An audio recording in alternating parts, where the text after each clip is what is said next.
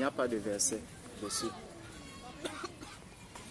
Donc, Ésaïe 43 qui dit que je suis Dieu, l'Éternel qui...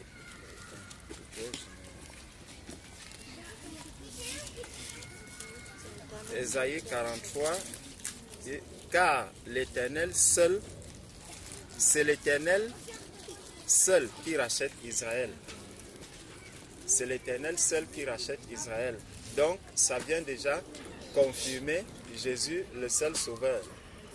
Et la sœur Claire, en venant, avait déjà un message qu'elle a reçu. Et le message qu'elle a reçu du Seigneur disait que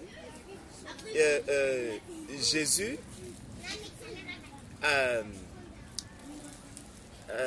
c'était quoi encore? Voilà, lis ce que tu as reçu, ce qu'elle a reçu. Donc c'était le jour se lève sur toute une génération. Ensuite, le jour se lève sur toute une génération. Ensuite, il y a eu la vision en fait d'un homme vêtu de rouge qui en fait je sais pas comment on dit ça, qui prenait appui pour se lever. Et ensuite, c'était il descend vêtu d'un manteau écarlate. Il se lève de son trône et descend. Les ténèbres reculeront, l'enfer est ouvert. Ensuite, il a dit Apocalypse 20. Ensuite, il y a eu une autre vision, une haute montagne sur laquelle, de la pointe de la montagne jusqu'en bas, il y avait un fleuve en fait qui descendait, qui découlait de la montagne. Et ça disait, le fleuve de vie découle ses eaux vives, mais jusqu'à quand ces eaux découleront sur cette génération? C'est pourquoi prêche à cette génération que mon retour est proche et véritable. Amen. Donc, on voit que tous les trois messages sont en train de concorder sur un fait, c'est que Jésus est le seul sauveur, mais dans le troisième message qui arrive, c'est que il est le sauveur, il y a la grâce, mais il y a un temps, un jour que le Seigneur a fixé pour le jugement. Donc, la grâce que l'être humain a aujourd'hui, nous devons la saisir parce qu'il y a un jour où cette grâce-là ne sera plus disponible. Donc, voilà un peu le squelette de ce que nous sommes en train de suivre. Et là, donc, on est d'abord parti pour voir déjà qu'est-ce qui a amené l'être humain même à... qu'est-ce qui a amené Jésus-Christ sur la terre. Donc on est parti de là. Qu'est-ce qui a amené Jésus-Christ sur la terre? Le péché. Parce qu'aujourd'hui, beaucoup de personnes justement ne connaissent même pas ce que c'est que le péché. Et parce que tout le monde estime qu'il est un enfant de Dieu. Donc on est parti de la question du péché. On a avancé et on a... Bref, il y a tout un déroulé qui a été fait à partir de là pour voir comment est-ce que Jésus seul est capable d'apporter la lumière à l'être humain. Jésus seul est capable d'apporter le salut à l'être humain. En dehors de Jésus, il n'y a pas de salut. Donc, c'est là où on était et on a pris beaucoup de tournures en passant par, en voyant comment est-ce que Jésus est venu se révéler à l'être humain, montrer à l'être humain. On est arrivé dans Acte 2 et dans Acte 2, on voit comment est-ce que lorsque à la Pentecôte, le Seigneur est venu faire un travail puissant, comment est-ce que le Seigneur a appelé les hommes de toutes les nations, parce que ce n'est pas un homme qui avait appelé ces hommes-là à venir, c'est l'Éternel lui-même qui les a fait venir. Et comment est-ce que l'Éternel a parlé à tous ces hommes, parce que ces hommes ont entendu des langues. Donc, Dieu parlait en esprit à ces hommes-là pour que les hommes qui ne connaissaient pas encore le Seigneur puissent entendre ce que Dieu lui-même était en train de leur dire, parce que cela ne venait pas d'un homme. Ça ne venait pas d'un homme, c'était le message que Dieu transmettait directement aux personnes qui ne le connaissaient pas. Et ces personnes ont appelé cela les merveilles de Dieu. Ils avaient appelé cela les merveilles de Dieu. Et quand on est allé voir dans Marc 16 au verset 15, Jésus-Christ, lui, il appelle cela la bonne nouvelle.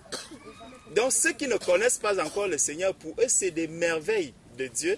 Et on a donc vu que dans la parole de Dieu, il y a encore, même pour les enfants de Dieu, certaines nouvelles qui sont encore pour nous, quand on l'entend pour la première fois, c'est encore une merveille que l'on reçoit. Mais lorsque on rentre dans cette parole, on prend corps avec cette parole-là, elle devient une bonne nouvelle que nous devons transmettre aux autres maintenant. Et que cette bonne nouvelle du royaume, elle doit être prêchée à tous les hommes, parce que tous les hommes doivent entendre d'abord, recevoir d'abord les merveilles, parce que le mot merveille de Dieu, ce n'est pas un disciple qui l'avait donné. Le Saint-Esprit fait bien la différence entre la question que ces hommes ont posée. Ils ont parlé des merveilles de Dieu. Donc c'est quelque chose de merveilleux qu'ils ont entendu.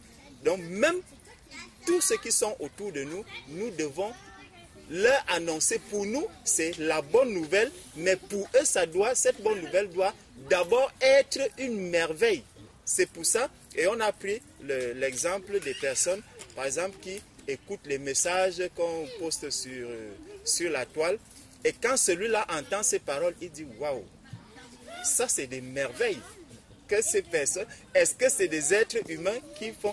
Donc le Seigneur nous montre qu'effectivement, ce qui va sortir de la bouche de quelqu'un pour toucher un être humain, cette parole-là, elle ne vient pas de l'être humain, elle vient de Dieu pour qu'elle soit d'abord une merveille pour cette personne. Ça va transformer la personne et la personne maintenant va commencer à chercher le Seigneur. C'est ça, c'est de là qu'on est parti. Donc, pour arriver maintenant à Saul, on a pris l'exemple de Saul qui aussi avait vu les merveilles de Dieu. Donc il y a beaucoup de Dieu pour ces merveilles. Il y a plusieurs sortes de merveilles même. Parce que Saul, par exemple, quand la lumière arrive, Saul qui était sur le chemin de Damas, il voit une merveille de Dieu, une lumière dont il ne sait pas d'où elle vient. C'est la lumière qui vient du Seigneur, qui vient le toucher particulièrement. Et Saul, ça éblouit déjà Saul. Et il entend une voix qui l'appelle, qui l'interpelle personnellement en disant « Saul, Saul, pourquoi me persécutes-tu » Il ne lui a pas dit que « Saul, Saul, pourquoi persécutes-tu les hommes ?»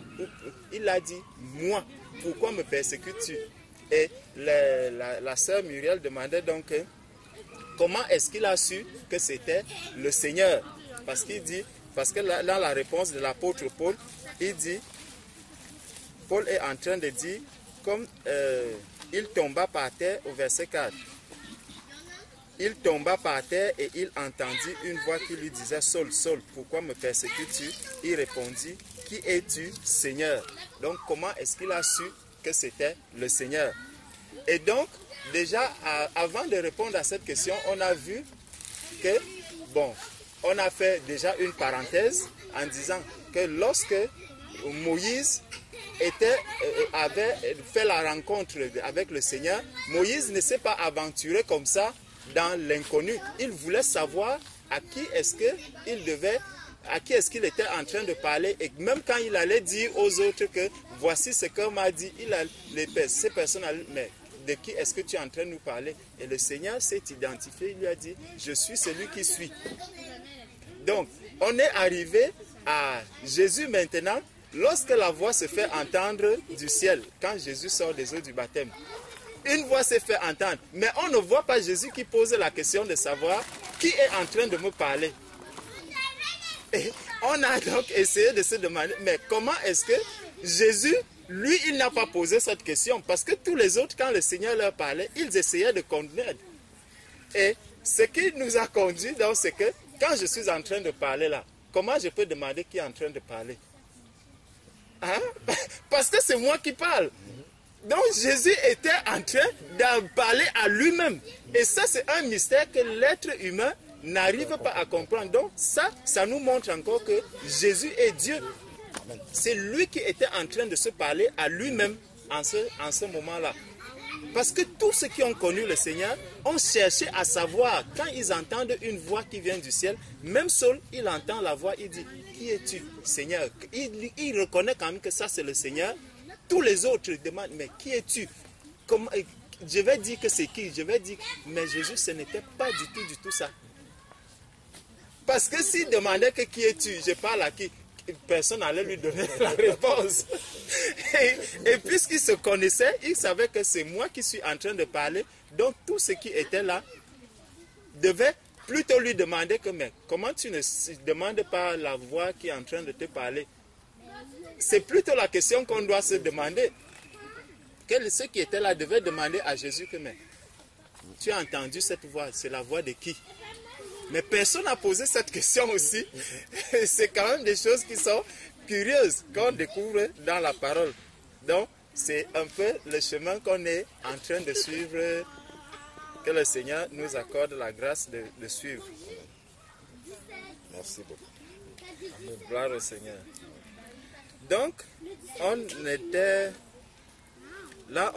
encore en train de voir Marc, on était encore à Marc 15, c'est Marc 15 qui nous a conduit, Marc 16 plutôt, verset 15, qui nous a conduit là-bas, en sachant qu'on est parti d'Ésaïe 43.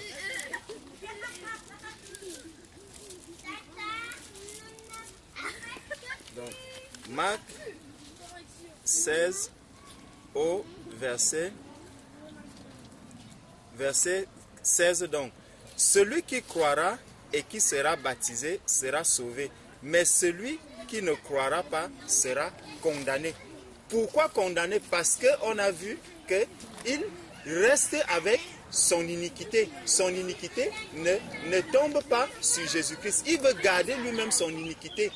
Parce que dans Ésaïe 53 qu'on a lu, on a vu que Jésus-Christ est venu pour prendre l'iniquité. C'est l'iniquité de tous les hommes qui est tombée sur lui.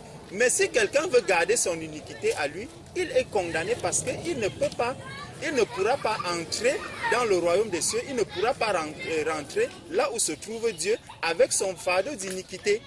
Il va falloir qu'il s'en débarrasse. Et le seul moyen de se débarrasser de l'iniquité, c'est de le laisser sur Jésus-Christ. Donc, si tu prends ton iniquité à toi, peu importe vers qui tu vas te trouver, te tourner, tu peux te retourner vers tous les hommes qui sont sur la terre. Tu peux même t'appuyer sur ton propre père qui est sur la terre, sur ta propre mère qui est sur la terre. Le jour où tu vas quitter, si ton iniquité n'est pas sur Jésus-Christ, tu ne seras nulle part avec le Père. Tu seras condamné, tu restes avec ta condamnation. Donc Jésus, le seul sauveur, Jésus seul peut sauver un être humain. Donc, on revient donc dans Ésaïe 43. On est en train de faire le chemin retour.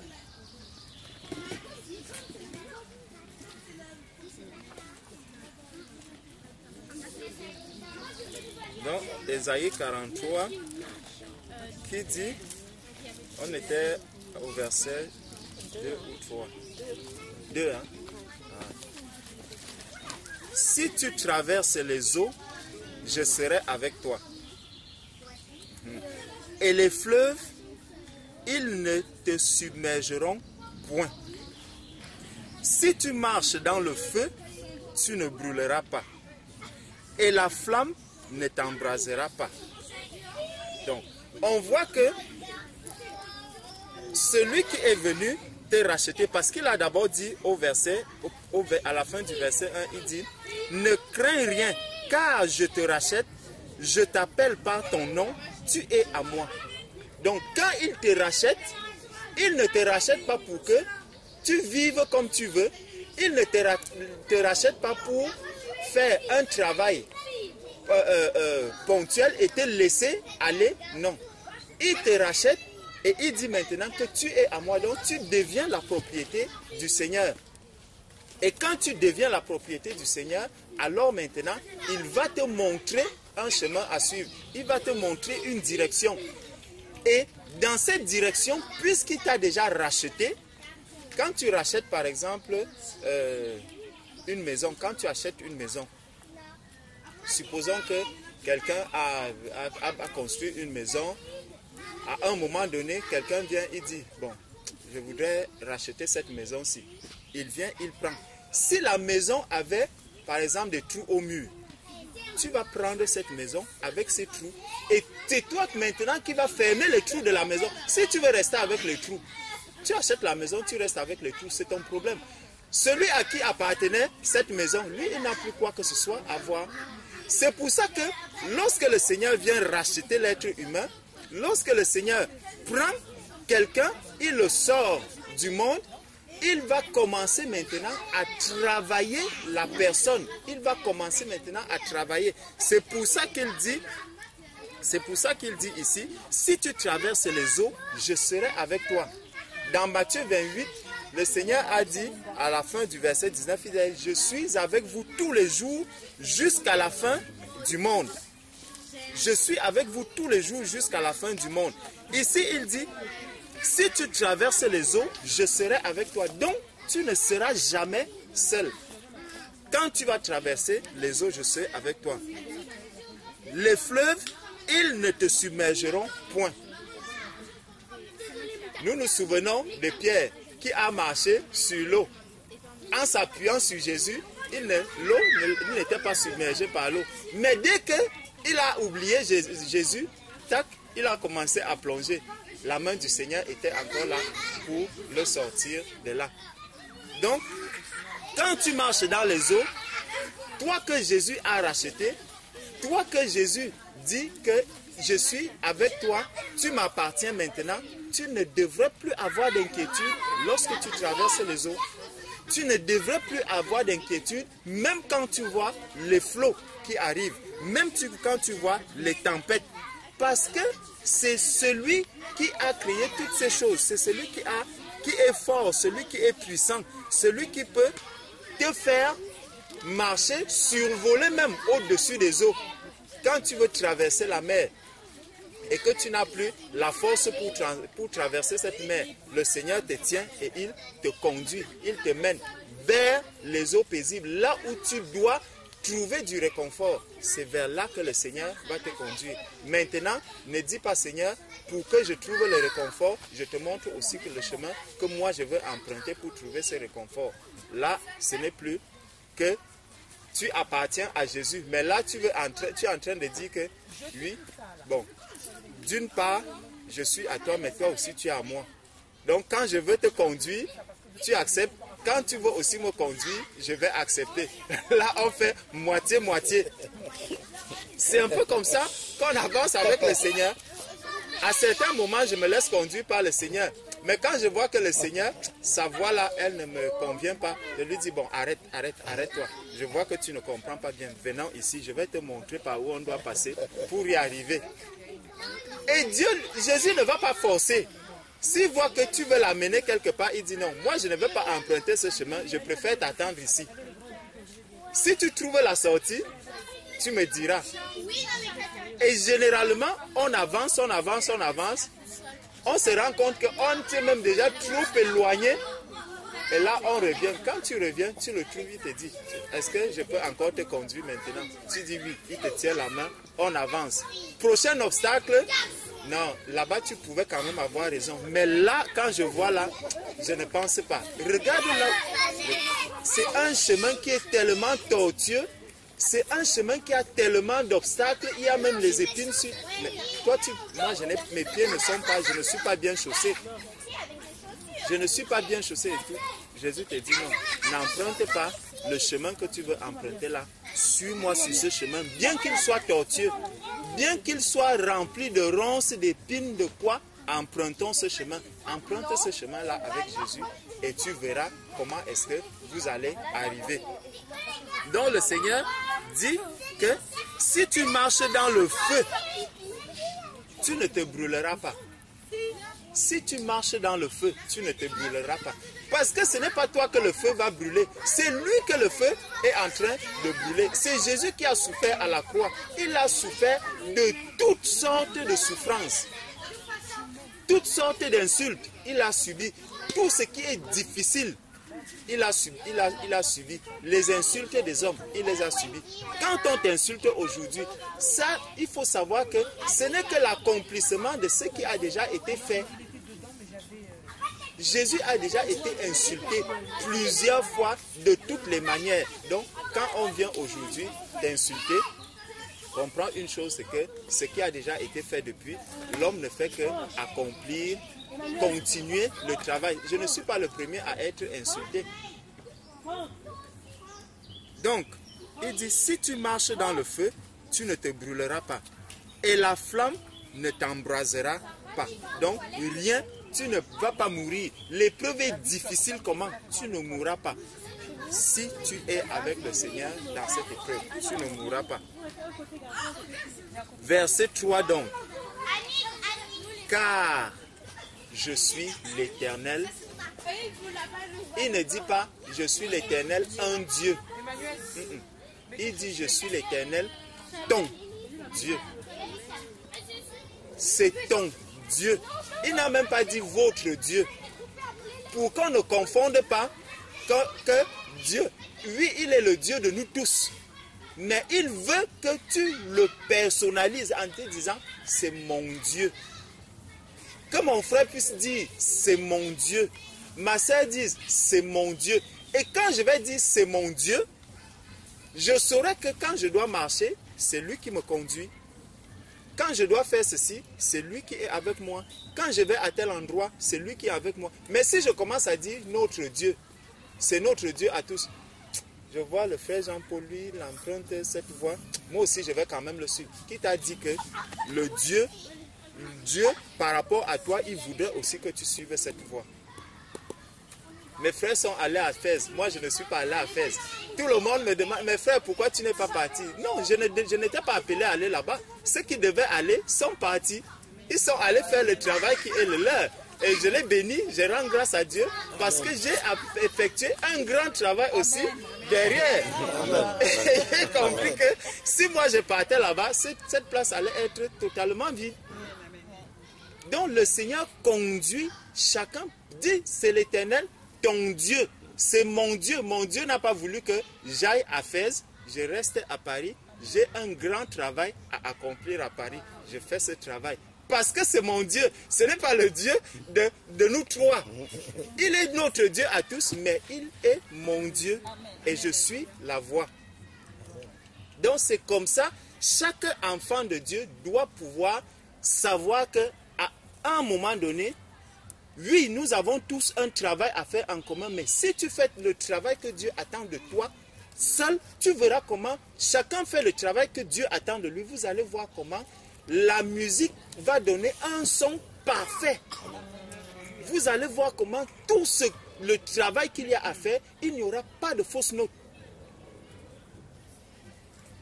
Donc, chacun doit marcher et se dire que oui, c'est notre Dieu, mais c'est mon Dieu. Seigneur, que veux-tu que je fasse maintenant? Voici une direction que tu nous montres. Seigneur, suivons cette direction. Allons-y. Mais dans cette direction, je sais qu'il y a des tables à porter. Il y a ceci. Mon frère, si je sais que lui, question de table, il oublie souvent ça très vite.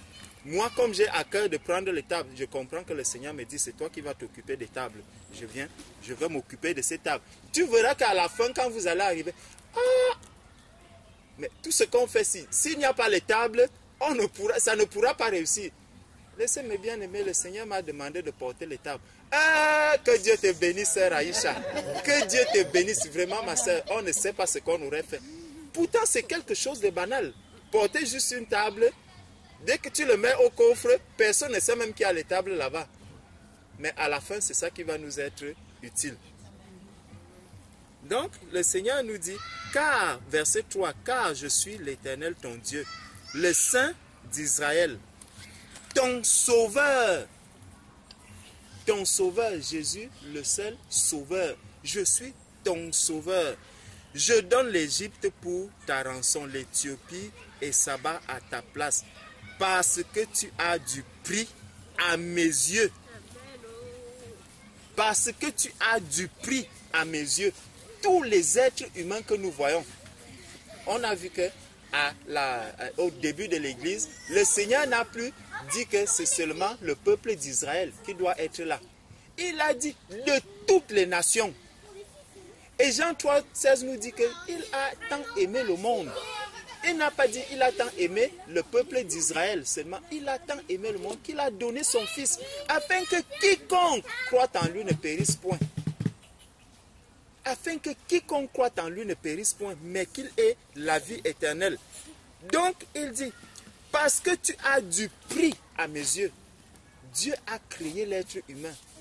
Le seul être qu'il a créé à son image, cet être a du prix aux yeux du Seigneur.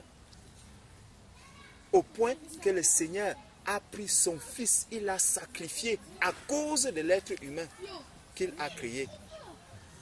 Il a accepté l'humiliation, il a accepté les insultes, il a accepté la croix, il a tout accepté pour l'être humain. Est-ce qu'on ne va plus dire que cet être a du prix?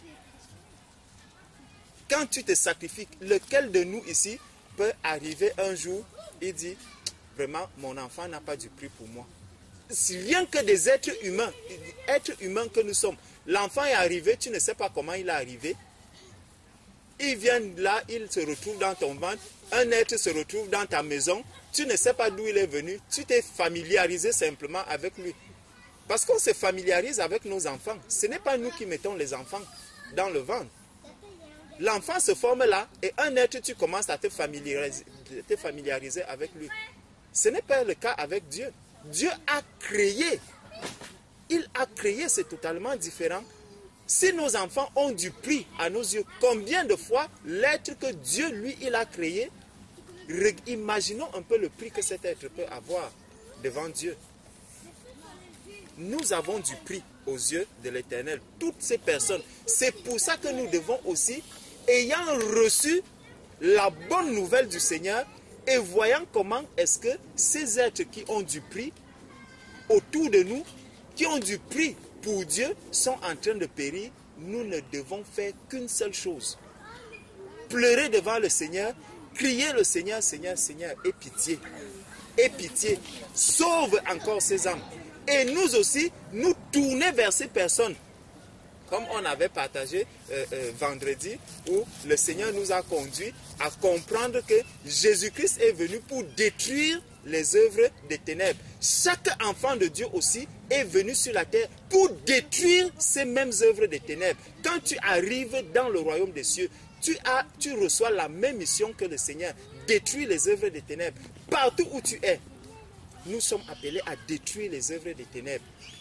Jésus a commencé un travail. Nous devons continuer avec ce travail parce que c'est Jésus qui est notre modèle. C'est lui qui nous conduit, c'est lui qui nous montre. Et il nous a montré comment est-ce que ces œuvres doivent être détruites. Il nous a montré comment est-ce que nous devons faire. Parce que déjà, le travail est déjà accompli. Tout a déjà été accompli. Jésus-Christ a déjà fait tout ce qu'il fallait. Le diable a été vaincu. Donc, le travail que nous avons à faire maintenant, c'est d'achever, de montrer au diable que tu es tombé là avec tes anges et tout. Vous ne pouvez rien faire maintenant. Sachez que même jusqu'au moment où tu vas être enchaîné, là, c'est nous, disciples de Christ, c'est nous qui allons te combattre. C'est nous, et déjà tu es vaincu. Donc, le combat, ce n'est que l'accomplissement de ce qui a déjà été fait. Parce que tout a déjà été accompli. Donc, nous venons donc sur la terre, on voit toutes ces personnes qui ne connaissent pas encore le Seigneur, qui sont encore perdus, qui se tournent dans l'islam, qui se tournent dans le bouddhisme, qui se tournent dans la franc-maçonnerie, qui se tournent dans ceci. Il faudrait que l'on fasse quelque chose. Que l'Église, les saints, ceux qui ont déjà rencontré véritablement ce Seigneur puissent aller agir auprès de ces personnes. Qu'on puisse avoir un travail, nous avons une mission à accomplir, une tâche à accomplir auprès de toutes ces personnes pour leur apporter la bonne nouvelle afin qu'ils la reçoivent comme les merveilles de Dieu que les gens ont entendues lors de la Pentecôte au début de l'Église. Donc, il dit, parce que tu as du prix à mes yeux, parce que tu es honoré et que je t'aime. Toutes ces personnes, le Seigneur les appelle afin que ces personnes qui ont du prix aux yeux du Seigneur puissent entrer dans la salle, puissent arriver au jour des noces, vraiment étant dans la joie, ayant la fierté de savoir que je vais être reçu par le roi des rois, par le grand roi, je serai avec lui parce que simplement j'ai accepté que mon iniquité, c'est quand même quelque chose de terrible. Hein? J'accepte que Jésus porte mes péchés. C'est tout. C'est un fardeau que chacun de nous... Regardons un peu comment l'être humain est. Quelqu'un te dit, je veux porter tes péchés. Regardons un peu. Hein. Quand tu es au chômage, quelqu'un te dit, je veux te donner du travail. Tu seras derrière cette personne jour et nuit. Je veux te donner du travail. Pourtant, il peut te faire une fausse promesse. Il peut même te mentir, peut-être pour t'escroquer. Tu vas commencer non seulement à l'appeler au téléphone, mais tu m'as même déjà oublié. C'est comment même, frère, ça fait longtemps que je n'ai pas de tes nouvelles. Tu veux qu'il embraye directement sur la question du travail. Frère, mais ça fait longtemps, je n'ai pas entendu ta voix. J'appelais juste pour avoir de tes nouvelles. Ce n'est pas des nouvelles. C'est la nouvelle. Tu veux qu'on arrive sur la question du travail. C'est ça que tu veux. C'est ce que Jésus est venu faire. Il dit, je suis venu porter vos iniquités. J'ai porté ces iniquités-là. Tout a déjà été accompli. Maintenant, viens. Viens. Viens simplement et accepte que oui, porte mes iniquités.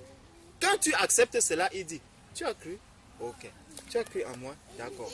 Je te prends, je te conduis maintenant, je te tiens par la main, suis-moi, n'aie plus peur, n'aie plus de crainte. C'est ça que l'être humain refuse. Ce n'est que ça. Et ça parce qu'on veut voir les choses, on veut toucher les choses, on veut matérialiser tout, même le salut, on veut le matérialiser. On ne veut pas croire à ce que Dieu, lui, il a déjà accompli.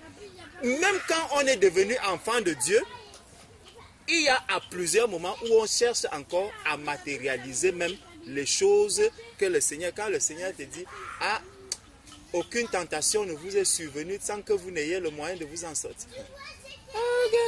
Quand je regarde mon âge, comme la sœur avait dit vendredi, une femme qui est déjà âgée, est-ce qu'on peut encore lui dire que ma soeur, tu pourras te marier? Non, à un certain âge, non, il ne faut plus dire ce genre de choses-là au Père. Mais Dieu, lui, il me dit que ce que tu demandes, à mon nom, je le ferai. Mais moi, je suis en train de prier pour que ma soeur se marie. Comment je vais dire maintenant que non, ma soeur, tu ne vas pas te marier? Je suis en contradiction avec la prière que j'adresse. Non, je crois à la prière. Je crois à la prière, je demande quelque chose au Seigneur qui est dans la volonté de Dieu. Parce que Dieu me dit que Dieu a vu qu'il n'est pas bon que l'homme soit seul. Donc si j'ai mon frère qui est là, je dis Seigneur, toi-même tu as dit qu'il n'est pas bon que l'homme soit seul. Je t'adresse une prière pour mon frère et je vois que lui-même il a le désir de se marier. Seigneur, trouve-lui une femme, même s'il a 105 ans. Il me dit frère, comme tu vois là, j'ai besoin d'une femme. Vraiment, j'en ai besoin. Je veux me marier. Tu as 110 ans. Je me mets à prier. Que Seigneur exauce cette prière. Comment je vais lui dire que non, frère, tu vois aussi que tu es déjà âgé. Dès que je commence à lui dire non, il y a un problème. Parce que quand il vient me donner cela comme sujet de prière, c'est dans la volonté de Dieu. Dieu dit qu'il n'est pas bon que l'homme soit seul. Donc même à 110 ans, je me mets à prier pour toi. Et je garde la foi que oui, le Seigneur amènera une femme. Même si elle a 200 ans, ils vont se mettre ensemble. Oui, c'est ça. C'est cette foi-là que l'on doit avoir au Seigneur.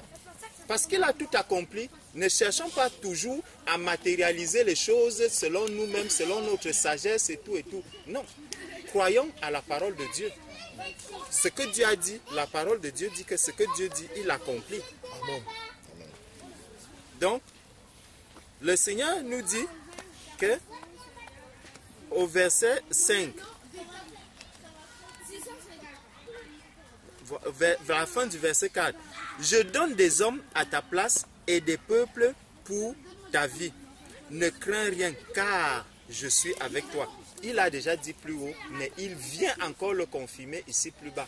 Ne crains rien, car je suis avec toi. Parce qu'il sait que plusieurs fois, quand tu vas voir le feu, tu dis, hey, est-ce que ce qu'il a même dit là est vrai? Oui, c'est vrai. C'est vrai, parce que même quand tu te retrouves face au feu, soyons sincères. Quand tu te retrouves peut-être face à une difficulté, tu vois comment les choses arrivent. Petit à petit, ça vient. La première chose, c'est qu'il y a d'abord la panique. Tu dis, mais comment je vais faire face à cette situation? Pendant ce moment de panique, il y a une voix qui te dit, n'aie pas peur. De toutes les façons, c'est cuit. Que tu le veuilles ou pas, c'est déjà là. La seule chose à faire, c'est se rappeler que le Seigneur a dit, je suis avec toi. Donc Seigneur, plus que jamais, tu restes mon seul appui maintenant. Parce que si tu ne t'appuies pas sur le Seigneur, tu vas emprunter une autre voie, la voie des hommes. Tu vas passer du temps, tu vas te perdre encore dans cette voie. La seule chose, c'est de te rappeler que le Seigneur est avec toi et de commencer à avancer. Et dans chaque difficulté, soyons sincères, dans chaque difficulté, il y a toujours cette parole-là qui nous revient. En ce moment, je n'ai plus de choix, je dois seulement m'abandonner entre les mains du Seigneur. Mais généralement, on n'écoute pas cette voix, on suit encore notre propre voix. Pourquoi? Parce que je vais me dire, Seigneur, mais tu me dis que tu es avec moi. Qu'est-ce que je peux bien faire maintenant? Là. Comment je peux m'en sortir? Je ne vois pas de solution. Oui. Pourquoi tu veux voir la solution? Le Seigneur t'a dit avec toi, reste là, attends. Attends. C'est difficile, mais attends. Il est avec toi ou il n'est pas avec toi? Tu as faim? Oui, il dit que je vis en toi. Donc s'il vit en toi, s'il est en toi, tu as faim, lui aussi il a faim, il est là. Il attend. Tu crois que Jésus va mourir une seconde fois de famine? Non. Il avait demandé de l'eau, on lui a donné le vinaigre. C'est suffisant. Il a pris, il a dit non, je ne bois pas ça. C'est fini, terminé. Maintenant, tu as faim, attends. Jésus aussi est dans la famine là avec toi. Vous avancez ensemble dans cette famine. Tu ne mourras pas de faim. Parce qu'il a dit que le juste ne mendie pas son pain. Lui-même, il a nourri Élie. Toi aussi, tu seras nourri. Peu importe la situation. C'est que souvent, je vais voir des choses difficiles qui sont là autour de moi. Je vais commencer à regarder. Ah, non, il y a mon frère qui est au Gabon qui avait aussi traversé cette situation-là. Et pour s'en sortir, il était voir telle personne. Et telle personne-là a mené, rencontrer tel marabout. Et puis ce marabout, il était très fort, il était très puissant. Aujourd'hui, je suis enfant de Dieu. Comment je vais même faire? Je vais lui dire non, n'allons pas voir le marabout. Mais montre-moi le chemin que toi tu as pris après le marabout. Donc vous voyez, il ne veut pas rencontrer le marabout. Mais il veut prendre le même chemin que le marabout avait donné à l'autre. Pour se faire bonne conscience que non. J'ai emprunté aussi une voie, mais je ne suis pas allé voir le marabout pour que le marabout lui-même me le dise. C'est quand même la voie du marabout que tu as empruntée. Tu serais resté là, en prière, en te demandant, Seigneur, montre-moi comment je dois faire. Si c'est un problème où tu vois que tu n'as pas de papier en ce moment, où on t'a retiré les papiers, mais attends, reste là. Dis, Seigneur, merci pour la situation. Ce n'est pas des situations faciles, hein? C'est souvent des situations difficiles. Mais dans ces situations difficiles, le Seigneur vient secouer, il vient tamiser pour voir jusqu'où est-ce que tu peux aller avec lui. Et là, tu peux facilement renier le Seigneur en ce moment. Beaucoup de nous ici ont traversé des situations bien difficiles, bien corsées. Mais il faut que tu restes là en t'attendant en ce moment au Seigneur. Tu dis, Seigneur, je m'attends à toi. C'est difficile. Tu vois la condition dans laquelle je me trouve. Mon épouse vit par exemple à Nice. Moi, je suis à tel endroit. On n'arrive pas à vivre ensemble, Seigneur. Ce n'est pas ta volonté. Comment je dois faire? Est-ce que je dois entrer dans un faux? Parce que là, on va te dire, non, va chercher une femme, va épouser une femme, va prendre un enfant, après tu vas divorcer, après... Ça, c'est des solutions qui vont t'amener encore plus de problèmes. évite ces problèmes. Laisse ces problèmes-là de côté. Confie-toi au Seigneur. Attends-toi seulement et rien qu'au Seigneur. On va m'expulser de la maison. Oui. Seigneur, j'avais un travail. Le travail, à cause des papiers que j'ai comme à retirer, là, je vois que ma maison est en ballottage. Je risque d'être dehors. Seigneur, je ne vais pas voler les papiers. Je n'irai pas faire le faux pour avoir les papiers. Si tu veux, Seigneur Dieu, conduis-moi à la préfecture. Je dépose un dossier, on me donnera, parce que c'est toi qui établis ces autorités et c'est toi qui donne l'ordre à ces autorités-là d'exaucer cette prière que je t'adresse maintenant. Seigneur, ma prière est déjà exaucée. Je vais aller à la préfecture. Tu attends. Tu vas, tu déposes. Tu restes là. Tu verras que le jour où on va vouloir t'expulser, ça sera par exemple en hiver. Le dossier va traîner jusqu'au moment où l'hiver arrive. En hiver, on n'expulse pas les gens en France. Tu es déjà dans la maison. Et avant que l'hiver ne sorte, tu vas entendre un courrier qui arrive. Tu as attendu longtemps. Le Seigneur a utilisé l'hiver parce que c'est le Seigneur qui donne l'hiver. L'hiver est arrivé, tu es resté dans la maison. Tu étais comme Élie qui était en train d'être nourri. Le Seigneur a prévu ces lois pour certains même de ses enfants. Oui, c'est que si on veut expulser son enfant, le Seigneur amène l'hiver. L'hiver arrive, on arrête la procédure d'expulsion. Avant que l'hiver ne finisse, ton dossier aboutit et on te donne la maison. Ou on te dit, monsieur, vous avez été régularisé. De toutes les façons, le Seigneur trouve toujours une solution pour son enfant. Parce qu'il a dit, je suis avec toi. Il ne te délaissera jamais, il ne t'abandonnera jamais. Mais fais confiance au Seigneur. Abandonne-toi entre les mains du Seigneur. Bien-aimé, je nous dis, le faux que les gens font, ça crée énormément de problèmes. Ça crée énormément de problèmes. Et tu te trouves lié à un moment donné, tu ne sais plus comment faire. Il faut se repentir du péché. Prier le Seigneur, dire, Seigneur, montre-moi comment je dois faire pour m'en sortir. Je ne veux plus vivre dans le faux. Les enfants de Dieu, ne vivons pas dans le faux. Je nous en supplie. Ne vivons pas dans le faux. C'est les mains que tu lis tes propres mains. Il y a beaucoup de choses que tu ne pourras pas faire simplement parce que tu as les mains liées. Et tu vas te rendre compte que le jour où tu te débarrasses, le jour où tu te débarrasses,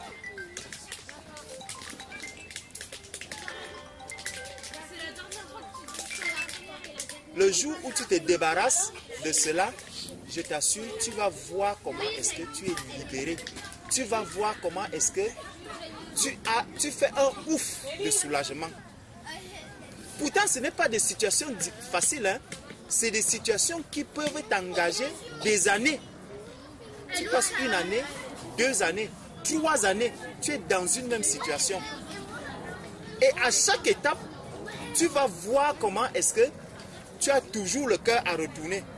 Toujours le cœur à retourner. Que quand tu voulais déjà t'engager pleinement dans la lumière, à un moment donné, une pensée te vient encore et qui te dit que non, tu peux encore éviter cela et prendre cette autre voie. Pour éviter et rester toujours les mains liées. Rejette cette pensée-là. Dis, je vais jusqu'au bout.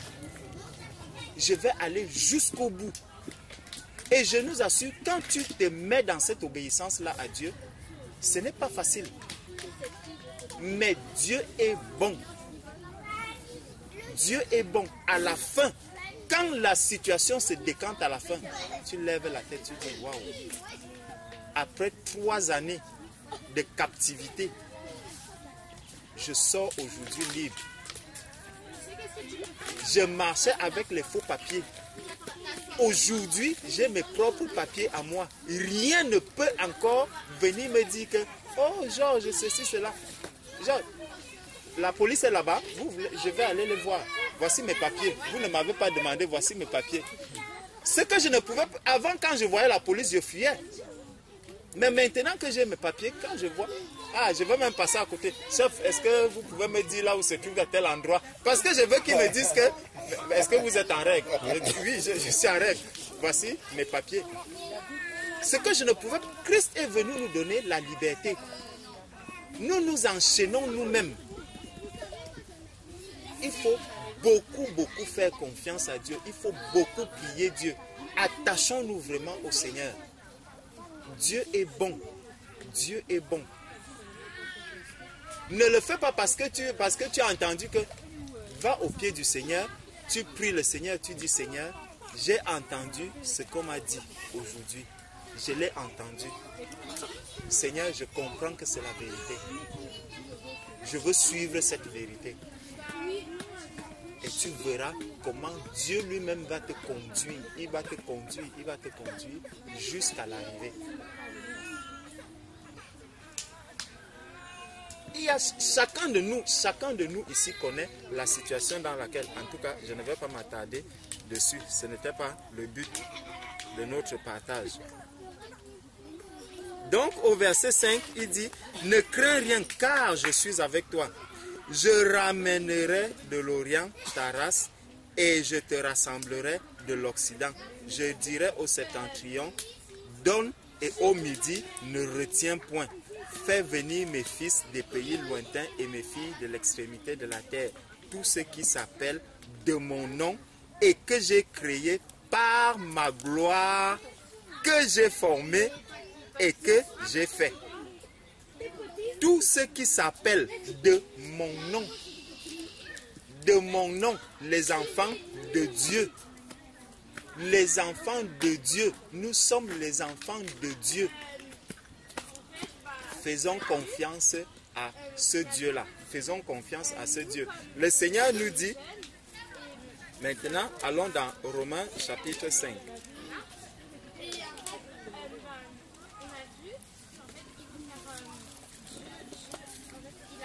Romains chapitre 5.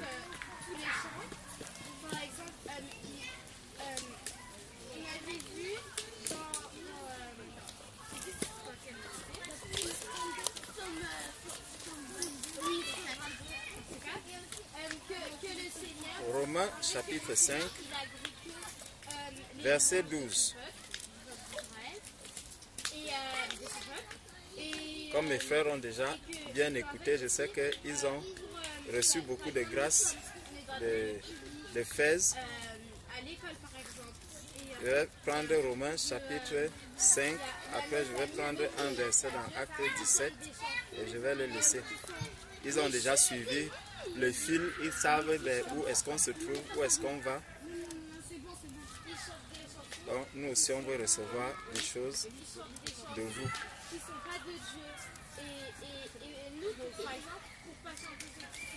Donc, dans Romains chapitre 5, à partir du verset 12, il nous est dit, c'est pourquoi, comme par un seul homme, le péché est entré dans le monde. On sait que le péché est entré par Ève. Par Ève, le péché est arrivé dans le monde. Adam et Ève ont péché. Comme par un seul homme, le péché est entré dans le monde.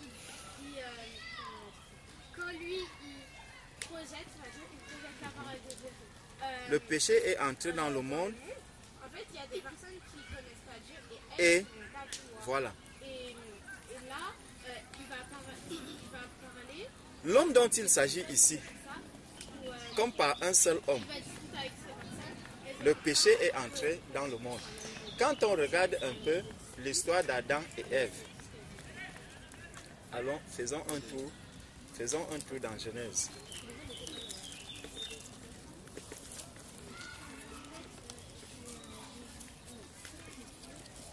Faisons un tour dans Genèse. Ce n'est pas Genèse 2, verset 18. L'Éternel Dieu dit, il n'est pas bon que l'homme soit seul. Ce n'est pas ça. Personne n'a dit ça. Genèse chapitre 2 au verset 16. L'Éternel Dieu donna cet ordre à l'homme.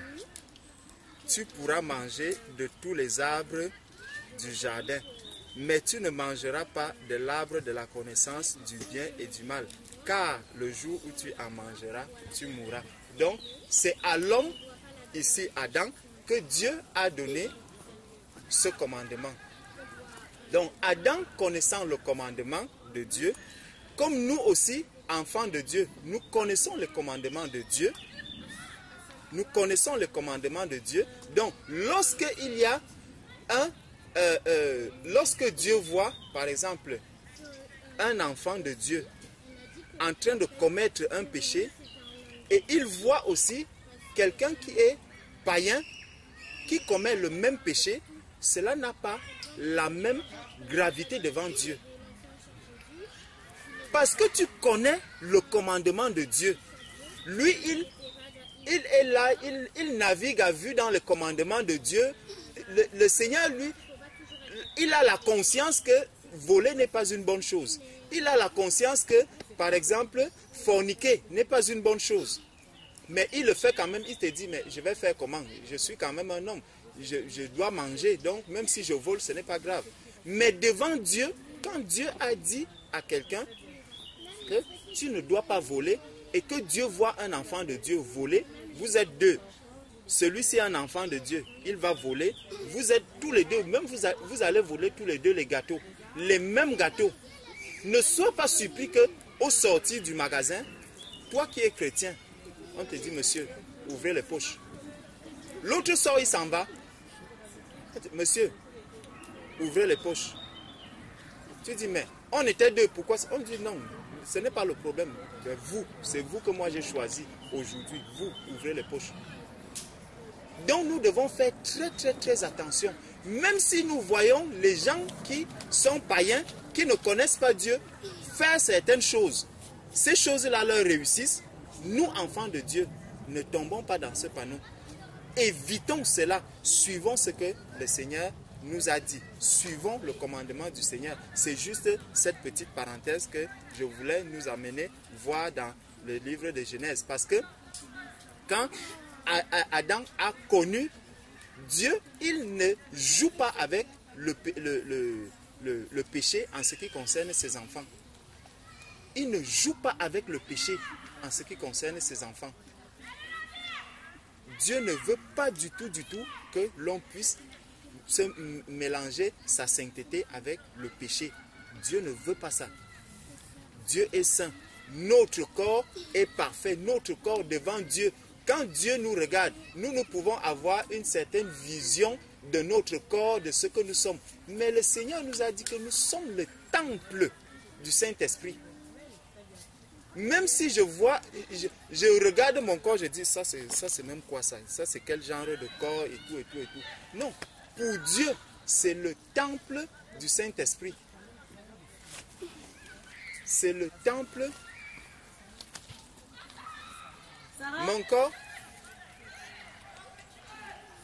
Mon corps est le temple du Saint-Esprit. Donc, je ne dois pas mélanger le temple saint avec le péché, avec l'iniquité, avec les choses qui ne sont pas du Seigneur. Donc, verset 12, comme par dans Romains, on revient dans Romains 5. C'est pourquoi, comme par un seul homme, le péché est entré dans le monde, et par le péché, la mort, et qu'ainsi la mort s'est étendue sur tous les hommes, parce que tous ont péché. Car jusqu'à la loi, le péché était dans le monde. Or, le péché n'est pas imputé quand il n'y a point de loi. Donc, quand il n'y a pas encore la loi, c'est pour ça qu'on va voir avant, au début, les frères et sœurs qui se mariaient et tout. Il n'y avait pas encore la loi, il n'y avait pas encore le problème de l'inceste et tout. Adam et Ève, ils étaient frères et sœurs. Donc, à un moment donné, la loi arrive, et quand la loi arrive, elle vient révéler le péché. Elle montre que ça, si tu fais ça, c'est le vol. Tu dois être condamné à tant nombre d'années. Donc, il y a la loi qui arrive. Car jusqu'à la loi, le péché était dans le monde. Or, le péché n'est pas imputé quand il n'y a point de loi. Cependant, la mort a régné depuis Adam jusqu'à Moïse, même sur ceux qui n'avaient pas péché par une transgression semblable à celle d'Adam, lequel est la figure de celui qui devait venir. Mais il n'en est pas du don gratuit comme de l'offense, car si par l'offense d'un seul, il en est beaucoup qui sont morts, à plus forte raison, la grâce de Dieu et le don de la grâce venant d'un seul homme, Jésus-Christ, ont-ils été abondamment répandus sur beaucoup. La grâce de Dieu et le don de la grâce venant d'un seul homme, Jésus-Christ, ont-ils été abondamment répandus sur beaucoup. Et il n'en est pas du don comme de ce qui est arrivé, car un seul qui a péché, par un seul qui a péché, car c'est après une seule offense que le jugement est devenu condamnation, tandis que le don gratuit devient justification après plusieurs offenses. Nous avons été justifiés par Jésus-Christ après avoir commis d'énormes péchés, beaucoup de péchés. S'il fallait remplir les camions, on aurait rempli des citernes et des citernes de péchés. Jésus-Christ est venu nous justifier. Nous avons reçu la grâce. Nous devons transmettre cette bonne nouvelle-là à tous ceux qui ne connaissent pas encore le Seigneur, à tous ceux qui n'ont pas encore confessé Jésus-Christ comme leur Seigneur et leur Sauveur. Tous ceux-là qui voient encore, qui entendent encore parler de Jésus comme d'un prophète, d'un simple prophète, ou de quelqu'un qui était le fils de Marie, ou de quelqu'un qui est venu sur la terre pour une partie de plaisir. À toutes ces personnes, nous devons comprendre que la grâce est abondante, la grâce est encore disponible pour toutes ces personnes-là. Nous devons aller vers ces personnes, leur dire que la grâce est encore disponible. Jésus est encore là. Le sang de Christ purifie encore. Vous pouvez encore être justifiés. Nous avons été justifiés par Jésus-Christ. Aujourd'hui, si tu entends la voix du Seigneur, le Seigneur t'appelle afin que tu prennes ton ticket de la justification, que tu le prennes, que tu le reçoives, que tu mettes ce péché-là dans la poche. Ce ticket, tu vas le garder jusqu'au jour où tu vas rencontrer le guichetier lui-même. Tu vas lui donner le ticket et tu pourras entrer.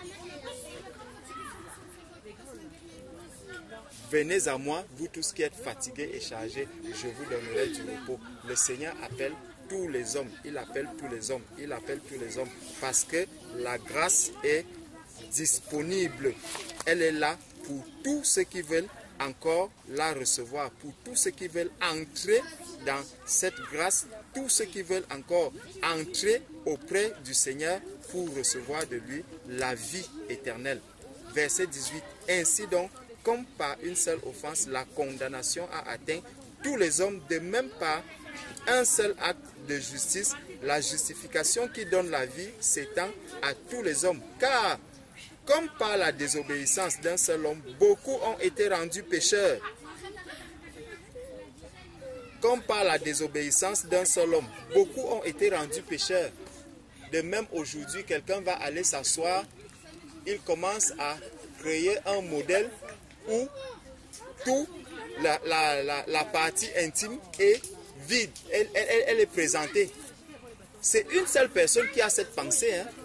Il coud un vêtement, on regarde le vêtement, tu dis waouh. Une personne a eu l'idée, il coud le vêtement, il le présente. Ah, dès que tel, mais ce vêtement-ci est beau, moi aussi je vais copier le modèle. Tu prends, tu copies, tu commences à porter, tu commences à... Tout le monde, c'est comme ça que les péchés aussi se multiplient. Il y a une fausse pensée qui vient à quelqu'un, la personne la met en pratique et tout le monde s'emballe là-dedans.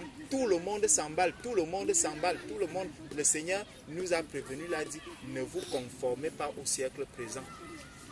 mais soyez transformés par le renouvellement de l'intelligence. Ces choses qui arrivent aujourd'hui, d'où est-ce que c'est venu? Qui a même créé ça? Il y a beaucoup de choses que les gens portent aujourd'hui. Le dos nu, qui avait créé le dos nu? Celle qui porte le dos nu, est-ce que vous savez qui avait créé le dos nu? On ne sait pas, hein? Mais on s'accroche à ça. Elle dit non, moi aussi, non, je dois aller à une soirée, il faut aussi que je mette le dos nu, non. Et c'est chaud maintenant, non seulement c'est démembré, en plus le dos nu.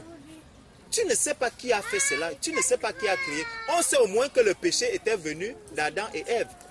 C'est le dos nu qu'il a créé.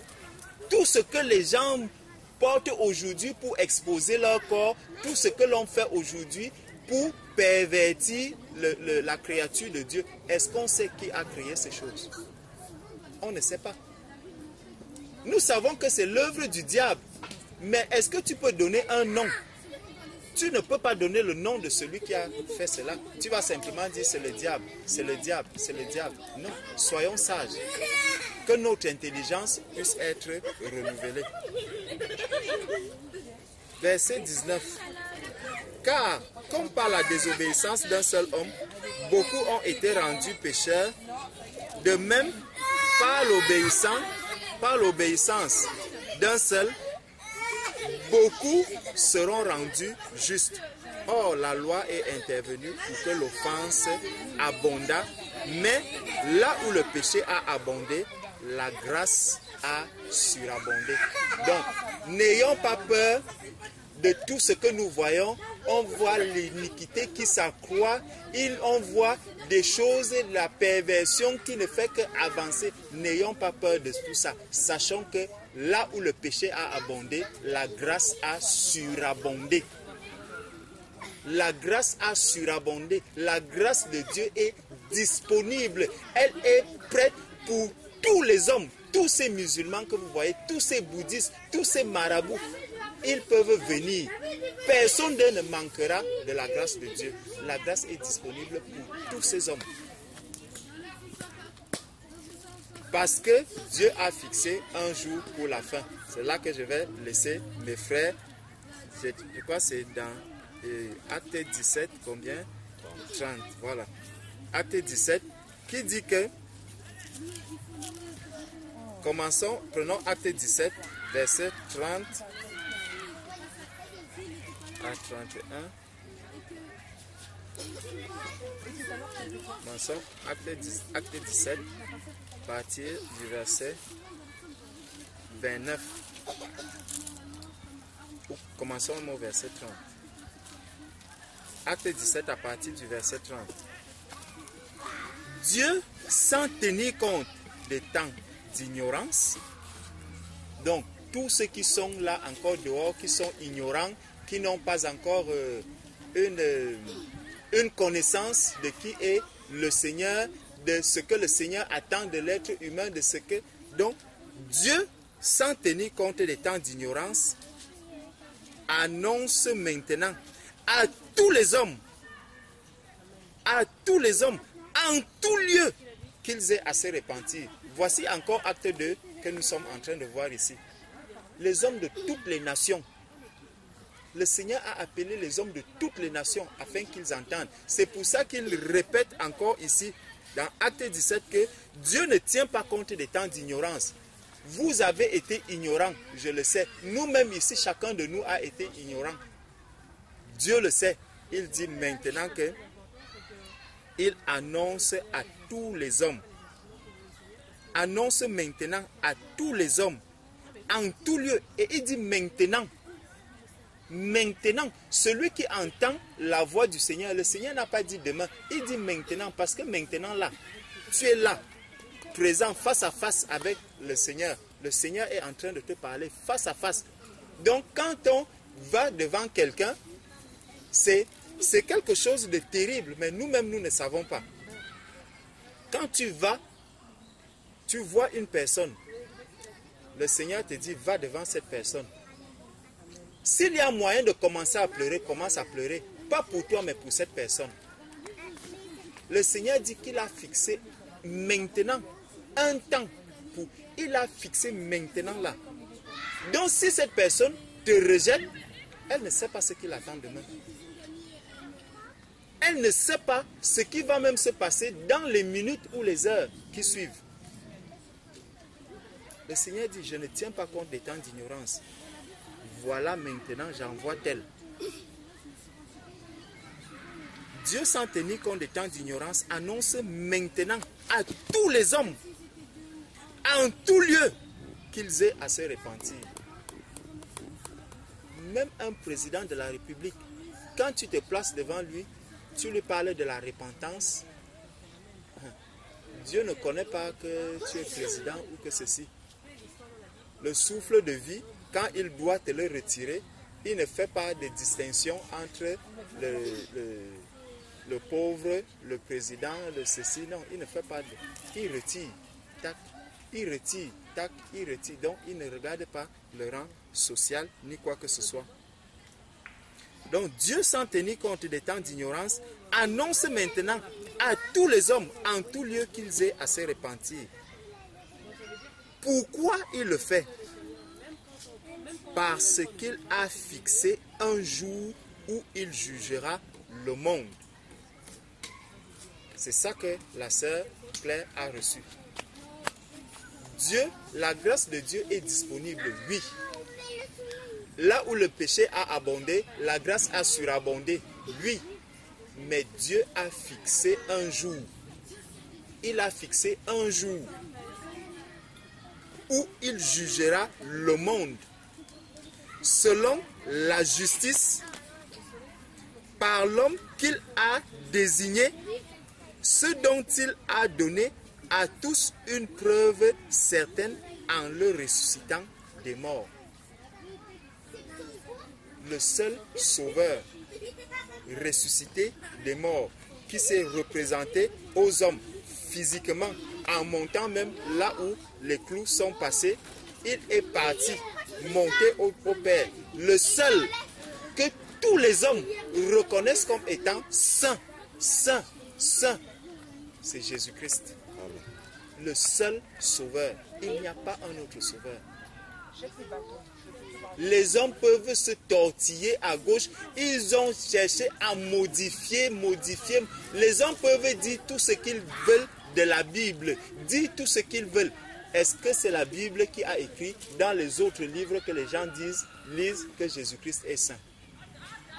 Ce n'est pas les gens qui ont la Bible qui ont écrit cela dans les autres livres que certains lisent. Mais curieusement, le Seigneur a permis que la sainteté de Christ se voit dans tous ces milieux. Même ceux qui vont le reconnaître comme prophète, il est quand même dit dedans que le seul qui était saint, c'est Jésus-Christ, qui n'a jamais péché. Lui, le seul sauveur, le seul qui pouvait accomplir ce qui a été accompli pour apporter le salut aux êtres humains.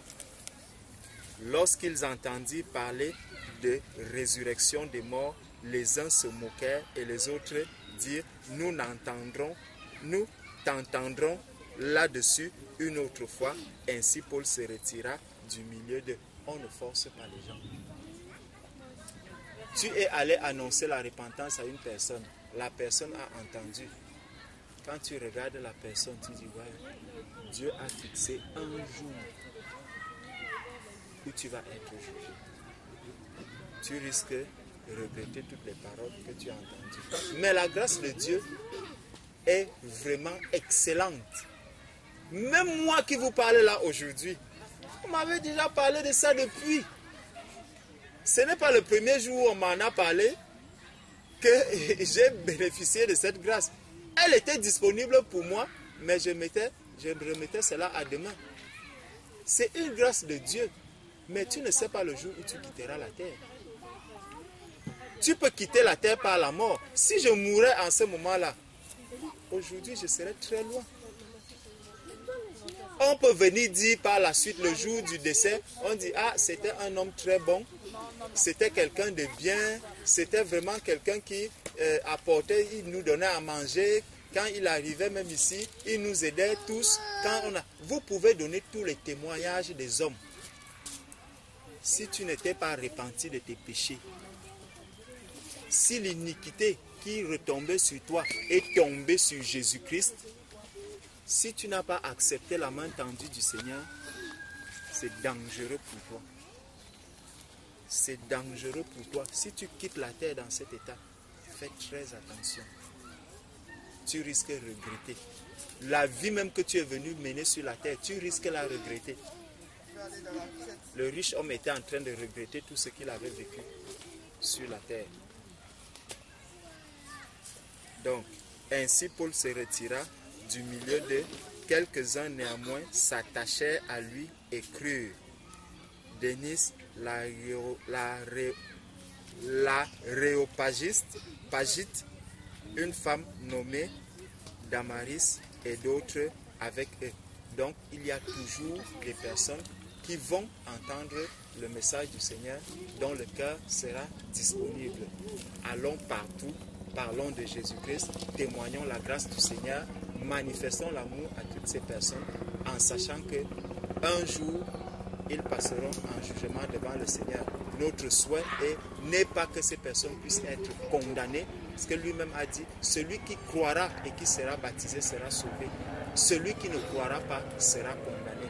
Ne nous réjouissons pas de la condamnation de ces hommes, mais prions le Seigneur, pleurons devant le Seigneur pour que les cœurs de cette personne puissent être sensibles à sa parole et qu'il la reçoive.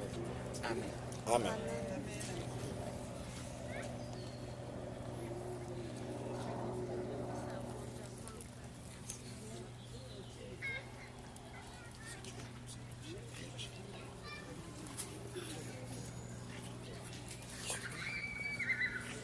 J'ai juste 2 versets à lire concernant le sujet. C'est dans Osée chapitre 13, verset 4. Le premier. Osée 13, verset 4.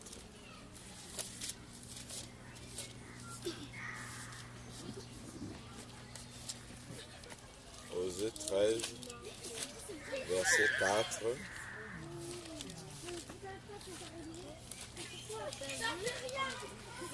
Osée 13, verset 4. Et moi, je suis l'Éternel, ton Dieu, dès le pays d'Égypte. Et moi, je suis l'Éternel, ton Dieu, dès le pays d'Égypte. Tu ne connais d'autre Dieu que moi, et il n'y a de sauveur que moi. Et il n'y a de sauveur que moi. Et il n'y a de sauveur que moi. Donc, on va mettre ce verset-là en face d'un autre verset qui est dans le Nouveau Testament, dans Actes chapitre 4, verset 12. Acte 4, verset 12. Le salut ne se trouve en aucun autre, car il n'y a sous le ciel aucun autre nom donné parmi les hommes par lequel nous devons être sauvés. Amen. Amen.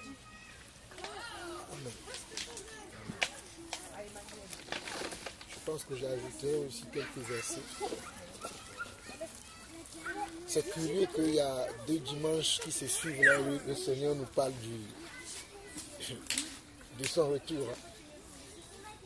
Parce que je crois que le dimanche dernier, le Seigneur nous parlait toujours de son retour. Parce qu'on a tendance à croire que c'est lointain. Parce que c'est d'ailleurs, c'est écrit dans la Bible que certains vont penser comme ça fait des années, je dirais même des millénaires, qu'on dit que le Seigneur revient, il ne revient pas. Donc du coup, certains, ils font comme les gens là, ils ont mis leur natte, ils se la coulent douce. Mais ça peut nous surprendre. Si ce n'est pas de cette manière-là, ça peut être nous-mêmes notre mort. Parce que lorsqu'on est mort, c'est fini. Hein. Souvenons-nous d'Hébreux 9. Hein. Il est réservé à l'homme de mourir une seule fois d'après quoi le jugement. Donc le Seigneur nous interpelle à être prêts. Mais moi je pense que le problème, c'est vrai que le Seigneur nous interpelle, nous savons toutes ces choses, mais le problème c'est chez nous les hommes. Beaucoup de gens ne croient pas au Seigneur aujourd'hui. Ou bien ont du mal à croire au Seigneur aujourd'hui. Ou bien ils ont cru au Seigneur, mais la parole du Seigneur ne les intéresse pas. Parce que croire en Dieu, c'est en fait prendre du temps avec Dieu, prendre du temps dans sa parole, avoir une intimité avec lui et partager son temps avec lui, partager sa vie avec lui. Et beaucoup d'hommes ont ce problème-là aujourd'hui. Mais je veux parler beaucoup de ceux qui n'ont même pas encore cru. Parce que quand on leur dit que c'est Jésus qui est le sauveur, ah ben oui, non, mais si c'est Jésus qui est le sauveur, pourquoi il y a aussi la religion musulmane, pourquoi il y a les bouddhistes, pourquoi les gens sont dans les raisonnements. Moi, je reste dans ce passage-là d'Ésaïe 43, où le frère Josse s'est arrêté au verset 7, pour vous raconter une petite histoire. Prenons à partir du verset 10. Un jour, j'étais à la maison, les témoins de Jéhovah ont sonné à ma porte. Et quand je leur ai ouvert la porte, ils ont pris le verset 10 là, pour essayer de me convaincre à devenir témoin de Jéhovah. Ils ont dit, c'est écrit ici, vous êtes mes témoins, dit l'Éternel, vous et mon serviteur que j'ai choisi. Ils se sont arrêtés là, ils ont commencé leur évangélisation pour faire de moi un témoin de Jéhovah. Ne sachant pas que moi je connaissais déjà le Seigneur et que je connais la Bible. Je dis, mais attendez, il n'y a pas que ça qui est dans la Bible, il y a d'autres passages dans la Bible. Mais tout ce que je disais ne les intéressait pas. Eux, tout ce qu'ils voulaient, c'est que je devienne témoin de Jéhovah. Qu'est-ce que je veux nous dire par là? Malgré que ces gens-là sont dans l'erreur, mais ils étaient dans la persévérance afin que moi je devienne comme eux. Mais nous, aujourd'hui, nous avons la vérité. Mais que faisons-nous? Est-ce que nous persévérons? Parce que croyez-moi, les témoins de Jéhovah, ce sont des gens qui persévèrent. Il peut pleuvoir, vous allez les voir dans les gares. Il peut neiger, vous allez les voir partout. Des fois même, ils ne vont pas vous parler, mais ils vont vous donner leur traité là. Comment ils appellent ça? Le tour du monde. Le tour de garde, voilà. Ils vont vous donner ça. Mais ils sont là partout, partout, partout. En tout cas, dans mon immeuble, au moins une fois par semaine, il y a des témoins de Jéhovah qui sonnent à notre porte. Ou bien qui sonnent à la porte de chez quelqu'un parce qu'ils sont, comment? Ils sont dans la persévérance. Souvenons-nous que je disais la dernière fois que c'est la persévérance qui va faire que nous serons sauvés. Mais pourtant, ils ne sont pas éclairés comme nous. Mais nous, parfois, nous baissons la garde de la persévérance. Donc, persévérons.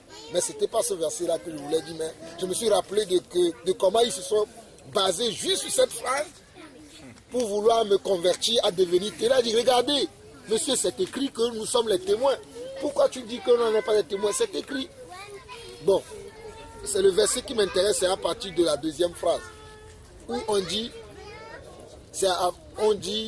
avant moi, il n'a point été formé de Dieu, et après moi, il n'y en aura point. C'est moi qui suis l'Éternel, et à moi, et à part moi, il n'y a point de sauveur. C'est moi qui ai annoncé, sauvé, prédit. Ce n'est point parmi vous un Dieu étranger. Vous êtes mes témoins, dit l'Éternel. C'est moi qui suis Dieu. Je suis Dieu dès le commencement, et nul ne délivre de ma main. J'agirai, qui s'y opposera? Je ne comprends pas pourquoi les gens aujourd'hui, malgré tous ces passages-là qui sont dans la Bible, ils ont du mal à croire déjà que Jésus est Dieu le Père. Parce que Jésus lui-même, il dit que, au verset 11, il dit, c'est moi qui suis l'Éternel. Est-ce que nous avons deux éternels? Est-ce que nous avons trois éternels? Il dit, c'est moi qui suis l'Éternel. Moi, je sais qu'il y a un seul Éternel. Mais tu vas prendre ce verset, tu vas dire à certains, oh non, mais Jésus n'est pas l'Éternel, il est le Fils de Dieu. Il dit, c'est moi qui suis l'Éternel. Pourquoi je sais que la personne qui parle ici, c'est lui Jésus? Il dit, à part moi, il n'y a point de sauveur. À part moi, moi qui dis que je suis l'Éternel, il n'y a point de sauveur. Et il dit, c'est moi qui ai annoncé. C'est-à-dire ce qu'on a entendu depuis des années, depuis des siècles. On a entendu depuis Genèse jusqu'à maintenant, c'est moi qui a été annoncé. Et il continue. Sauver, c'est moi. C'est-à-dire tous les saluts qui ont été apportés à tous les peuples, à commencer par Enoch qui a été enlevé, après Noé, tout ça, c'est moi qui a fait ça. Et il dit, prédit, ce n'est pas parmi vous un Dieu étranger. Vous êtes mes témoins, c'est-à-dire vous, mon peuple, qui était le peuple d'Israël, mais aujourd'hui qui représente l'Église. Sachez que c'est moi, Dieu, là, qui suis comment? Qui suis le Sauveur et qui est l'Éternel. Et il continue, c'est moi qui suis Dieu. Je le suis dès le commencement et nul ne délivre de ma main. Souvent, lorsque je suis devant ces gens-là qui ne veulent pas croire que Jésus est lui-même Dieu le Père, il est lui-même Jésus-Christ et qu'il est encore le Saint-Esprit, je leur dis, si Jésus n'est pas Dieu, puisque le verset 13 dit, je le suis dès le commencement et nul ne délivre de ma main, Jésus ne peut pas aller délivrer dans la main de Dieu. C'est-à-dire, si entre Dieu et Jésus-Christ, il y a une différence, il y a une distinction, comme quelques-uns le croient aujourd'hui, il ne peut même pas aller délivrer. Puisqu'il dit, personne ne peut délivrer de ma main. Ce n'est pas moi qui dis, hein, j'espère qu'on comprend le même verset. Hein. Verset 13 dit, je le suis dès le commencement et nul ne délivre de ma main. J'agirai, qui s'y opposera. Donc si Jésus n'était pas Dieu, le Père, Dieu, le Père qui sauve, qui, comme il le dit que c'est moi qui a été annoncé, sauvé et prédit, personne ne peut même aller délivrer entre ses mains. Puisqu'il dit personne ne délivre de ma main. C'est parce que c'est lui-même qui est l'agneau. C'est pour ça qu'il s'est donné lui-même, comme on le voit dans Éphésiens, qu'on dit qu'existant en forme de Dieu, il n'a point regardé son égalité avec Dieu. Il s'est humilié lui-même jusqu'à l'humiliation de la mort à la croix. Même tu vas parler tous ces passages-là, les gens vont douter encore de Dieu. Que non, il n'est pas Dieu, il est fils de Dieu. Ça, c'est un aspect, hein, parce qu'on parle du salut. Mais je parle de ça aussi pour que nous ayons des éléments par rapport à ce que nous croyons. C'est quand tu vas dire à quelqu'un aujourd'hui que je crois que Jésus est Dieu le Père. Oh non, mais tu es un antéchrist. Parce qu'il est dit dans 1 Jean chapitre 2 que celui qui nie le Fils, il est... Alors que nous, on ne nie pas. Plutôt, on affirme que ce que Jésus est, c'est ce que nous disons. On voit bien ici qu'il dit que je le suis dès le commencement et nul ne délivre de ma main.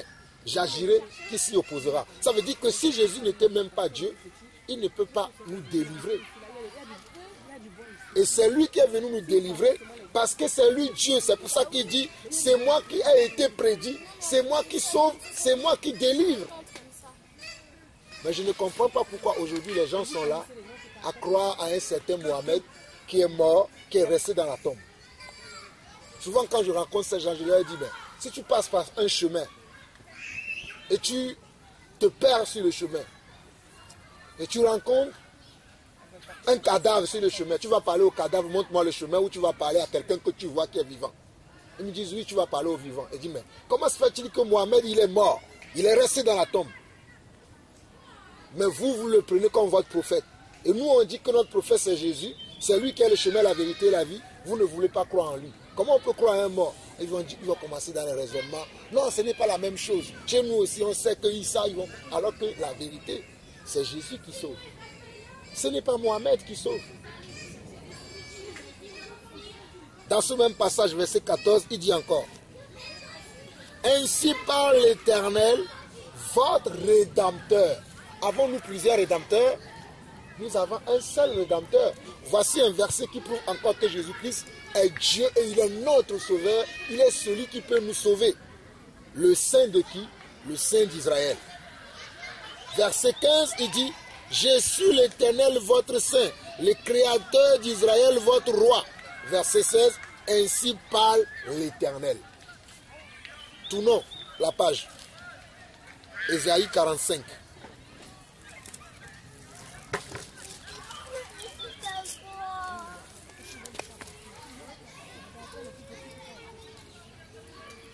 Ésaïe 45, verset 3. Je marcherai devant toi, j'aplanirai les chemins montueux, je romprai les portes d'airain, je briserai les verrous de fer, je te donnerai des trésors cachés, des richesses enfouies, afin que tu saches que je suis l'Éternel qui t'appelle par ton Non. C'est lui qui nous a convoqués, nous tous, à venir dans son royaume. Lorsque nous avons entendu sa parole, cette parole-là nous a touchés et nous sommes allés vers lui. Mais regardez le verset 5, c'est que le verset 5 dit. Je suis l'Éternel et il n'y en a point d'autre. À part moi, il n'y a point de Dieu. Regardez le verset 5. Je suis l'Éternel, il n'y en a point d'autre. À part moi, il n'y a point de Dieu. Verset 6. C'est afin que l'on sache du soleil levant au couchant qu'à part moi, il n'y a point de Dieu. Je suis l'Éternel et il n'y en a point d'autre. Il dit tout le temps, il confirme ce qu'il dit, il annonce ce qu'il dit, il le confirme. Mais les hommes ont du mal à croire en lui. C'est pour ça qu'il pouvait dire aux disciples dans Luc chapitre 24 que c'est de moi que les prophètes ont parlé, c'est de moi que les psaumes ont parlé. Et il va leur ouvrir l'esprit afin qu'ils comprennent les Écritures. Parce que toutes les Écritures, qu'on parle de Genèse jusqu'à l'Apocalypse, parlent d'une seule personne, la personne de Yeshua HaMashiach. La personne d'Élohim. La Bible ne parle pas d'une autre personne. Il parle d'une seule personne, mais qui agit à plusieurs temps différents de la vie. Mais c'est la même personne. Dans l'ancienne alliance, on l'appelait Dieu. Dans la nouvelle alliance, on l'appelle aujourd'hui Jésus-Christ. Et dans le temps de la grâce, il est le Saint-Esprit. Alors les gens vont te dire, mais c'est la Trinité. Vous croyez à la Trinité, mais la Trinité existe. Je ne suis pas trinitaire comme certains le pensent, mais la Trinité existe. C'est-à-dire quand je dis la Trinité existe, ça veut dire que Dieu dont nous parlons, il est lui-même le Fils, il est encore lui-même le Saint-Esprit. Parce qu'il le dit, je suis l'Éternel et il n'y en a point d'autre. Restons toujours dans ce passage d'Ésaïe. Regardez le verset 9.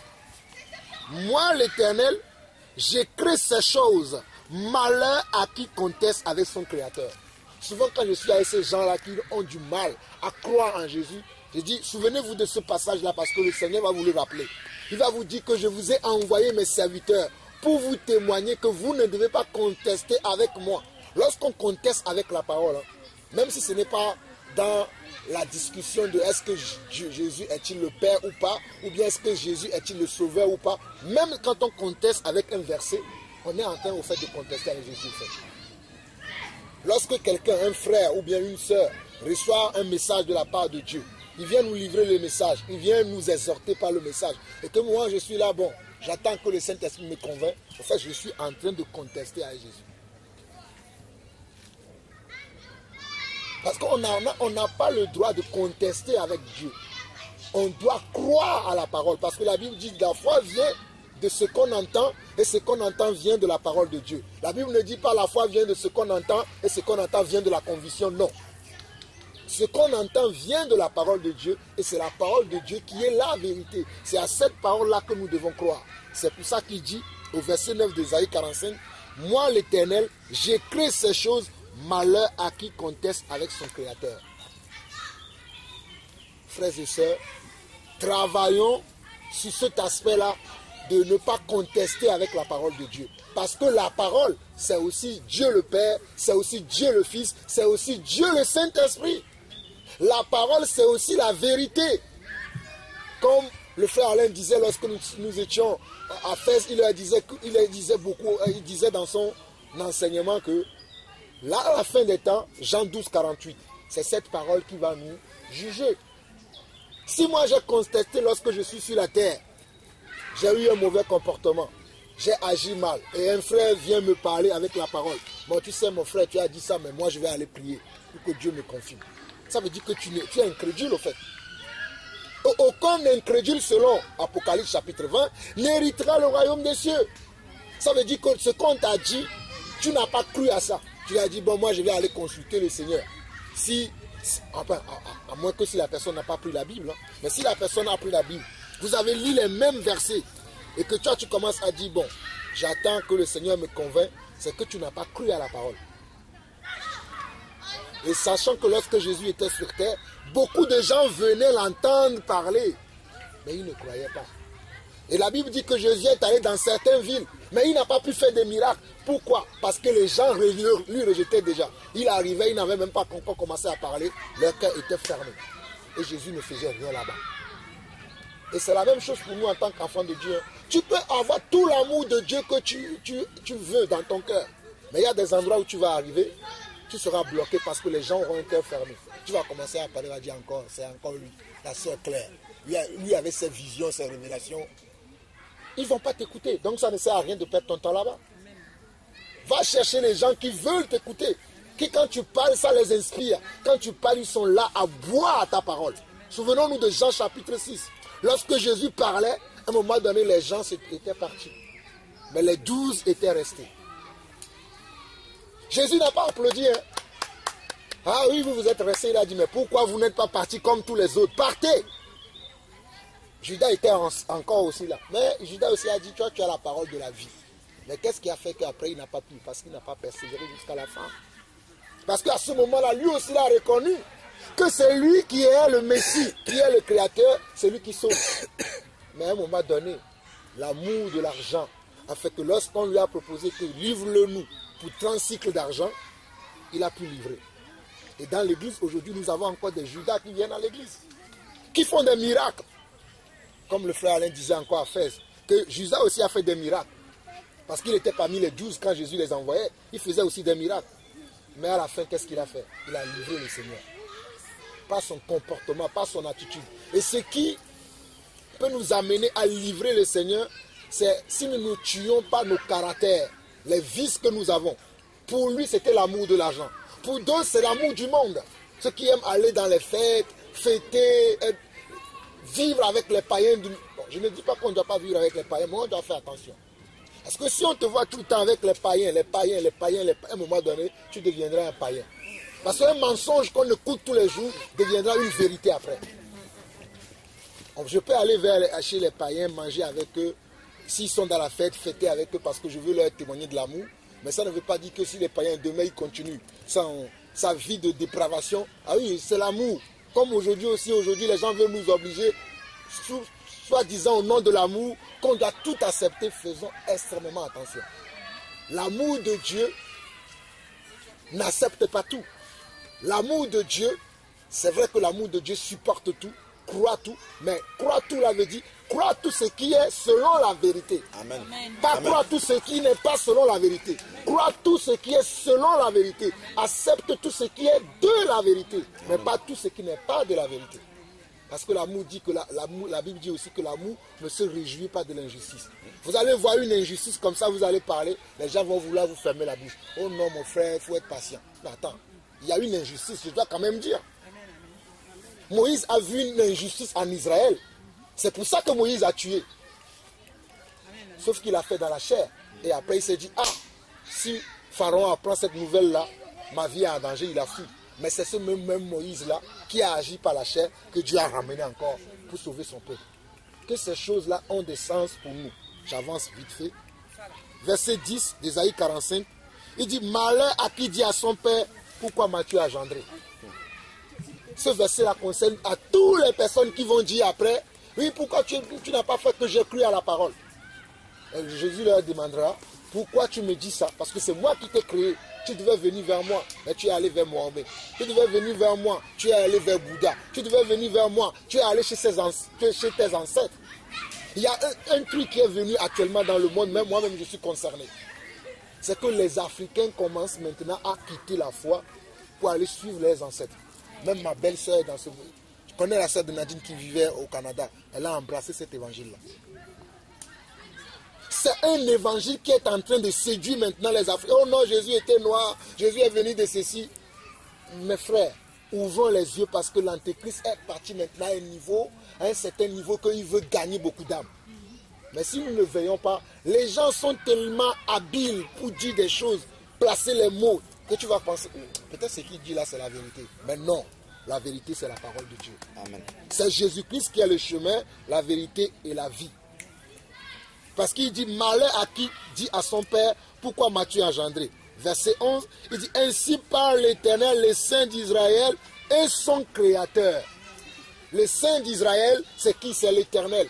C'est qui encore? C'est le créateur d'Israël. Et aujourd'hui, l'Israël est considéré comme nous, l'Église. Et c'est lui qui nous a créés.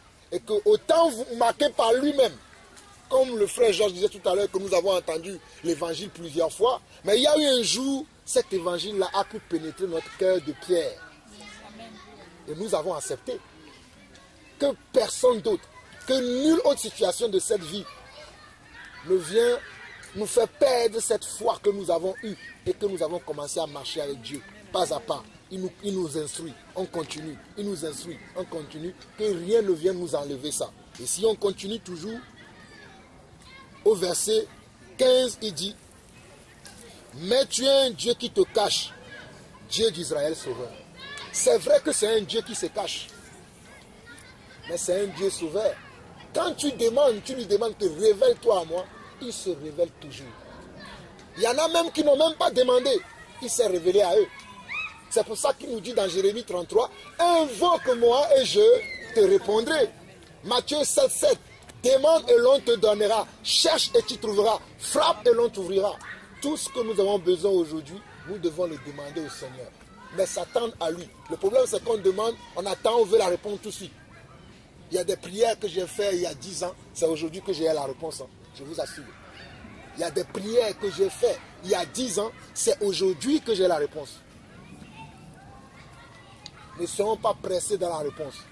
Des fois, nous avons prié, nous avons fait une prière à Dieu, mais Dieu a vu notre cœur, il a dit, si je te donne ça tout de suite, là, tu n'es pas encore prêt. C'est comme moi j'ai ma fille Sarah, je ne peux pas lui donner du steak maintenant. Le steak est bon, je sais que le steak est bon, mais je ne peux pas lui donner maintenant. Parce qu'il faut qu'elle soit assez grande, avoir les mâchoires, pour pouvoir marcher un steak, pour que je puisse lui donner. Et même et encore, je vais le couper en morceaux. Une première morceau d'abord, une première petite morceau d'abord, jusqu'à ce qu'il puisse manger la totalité du steak. Et c'est ce que Dieu fait avec nous.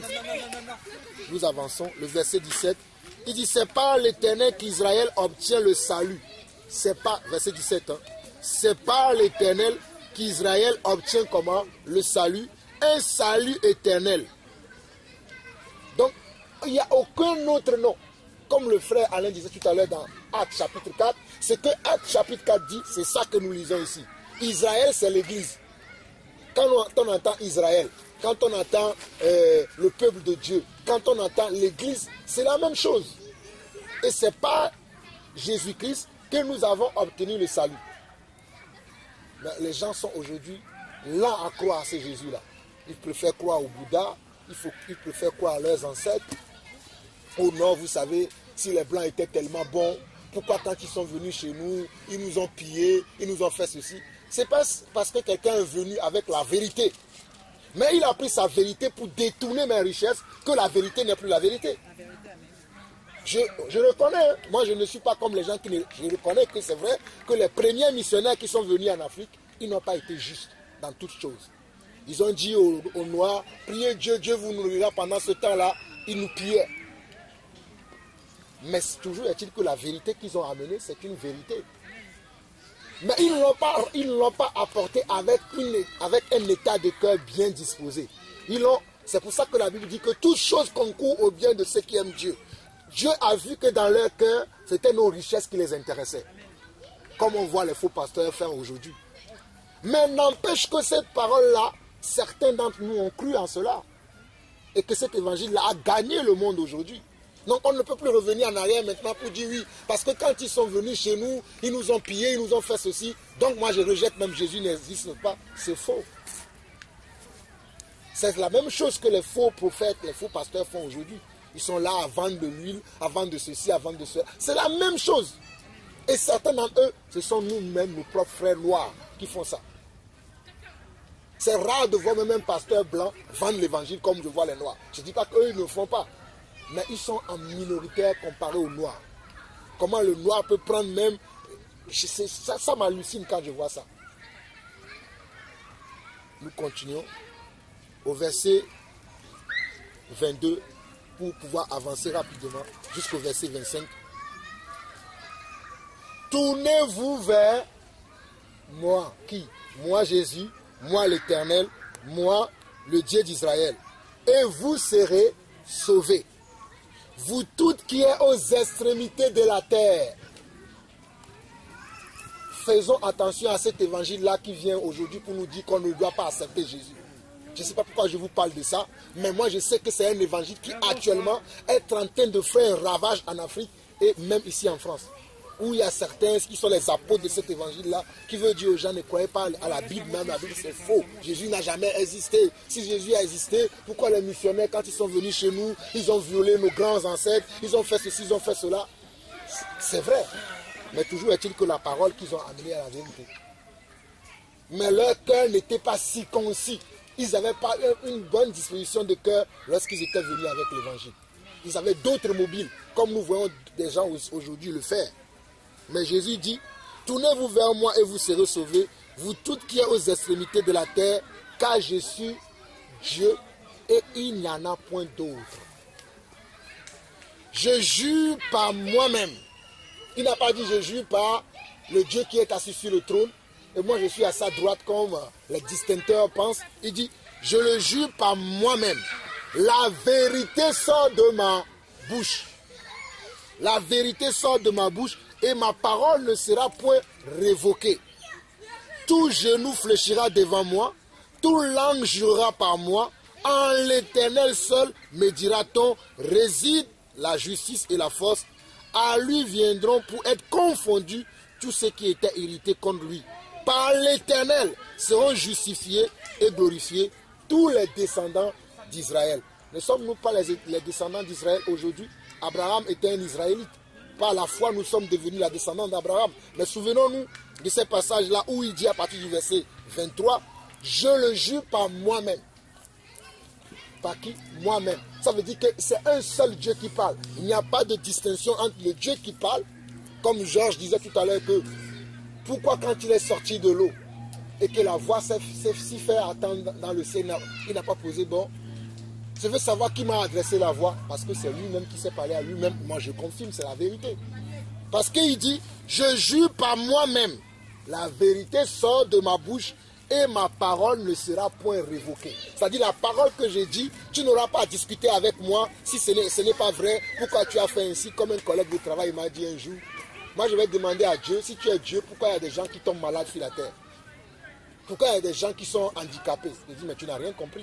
C'est le péché qui a fait que les gens sont malades. C'est le péché qui a fait que les gens tombent malades ou bien qui sont handicapés. Ce n'est pas pour ça que tu vas dire, bon, puisque je vois les gens qui sont malades, ils sont handicapés, je ne vais pas croire en Dieu. Dieu te dira que tu n'as rien compris. Ce n'est pas de sa faute. C'est le péché qui a fait. Parce que quand Dieu a créé le monde, la Bible dit que tout ce que Dieu a créé, selon Genèse 1, était bon. Mais c'est lorsque Adam et Ève ont péché que la malédiction est entrée et les conséquences venaient. Et jusqu'aujourd'hui, nous subissons ces conséquences-là. Et Dieu lui-même ici il dit, la vérité sort de ma bouche et ma parole ne sera point révoquée. Tout genou fléchira devant moi. Mais il y a des genoux aujourd'hui qui refusent de fléchir. Mais qu'est-ce que nous devons faire? Nous devons prier pour que tout genou fléchisse. Parce que les genoux qui doivent fléchir là, il y a certains parmi nous, ce sont nos parents. Ce sont nos frères, ce sont nos soeurs, ce sont nos cousines, ce sont nos amis. Ce sont nos collègues de travail. Mais nous devons prier tous les jours pour que Dieu fasse qu'eux aussi, ils fléchissent leurs genoux et qu'ils reconnaissent qu'il est l'agneau de Dieu, qu'il est le chemin, la vérité et la vie. Verset 24, il dit, en l'Éternel seul me dira-t-on, réside la justice et la force. À lui viendront pour être confondus tous ceux qui étaient hérités contre lui par l'Éternel, seront justifiés et glorifiés tous les descendants d'Israël. Ça parle de quoi? Romains chapitre 8. C'est lui qui nous a justifiés, glorifiés. Lisons ça et là on va s'arrêter là parce qu'il y a tellement de passages dans Ésaïe. Si vous continuez même tous les passages qui suivent jusqu'à Ésaïe 60, vous allez voir que ça ne parle que de Jésus-Christ. Romains chapitre 8.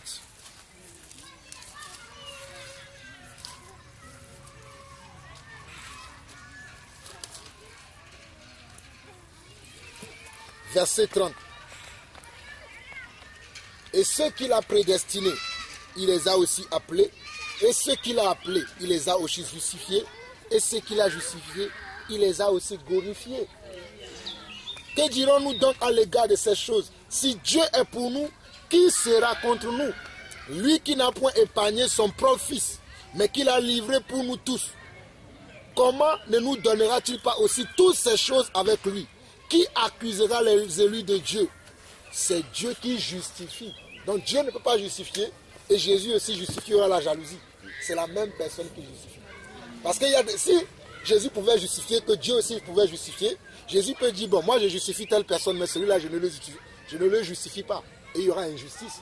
Mais en Dieu, il n'y a point d'injustice. C'est pour ça que c'est la même personne qui prend la décision dans toutes choses. Mais sauf qu'il agit à des temps différents.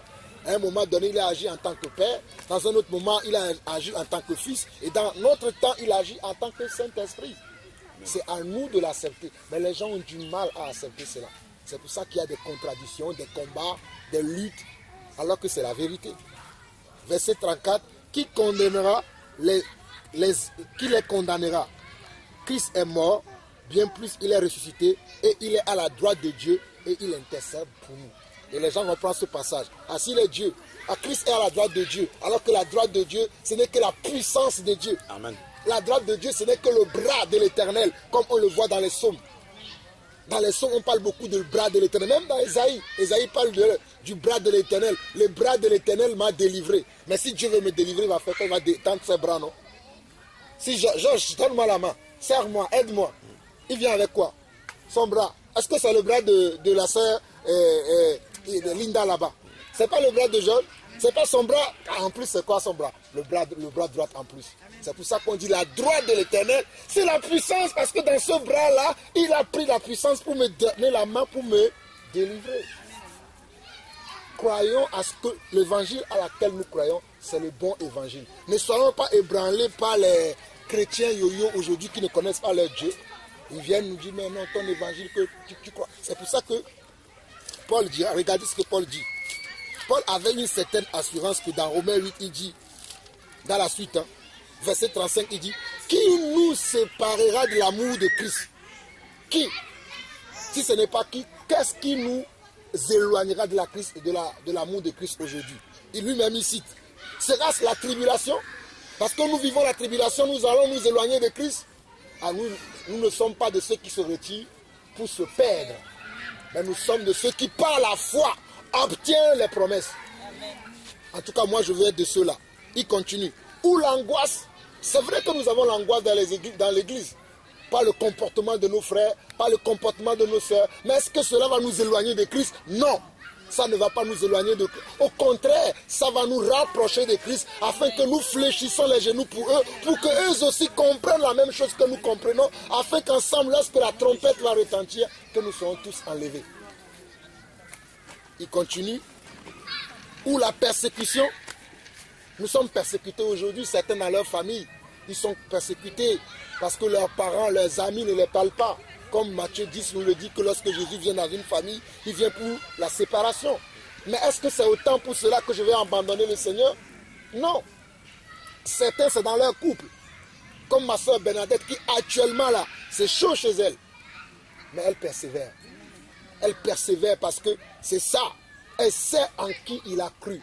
Nous devons savoir en qui nous avons cru. Nous n'avons pas cru à juste à un verbe, mais nous avons cru à une personne.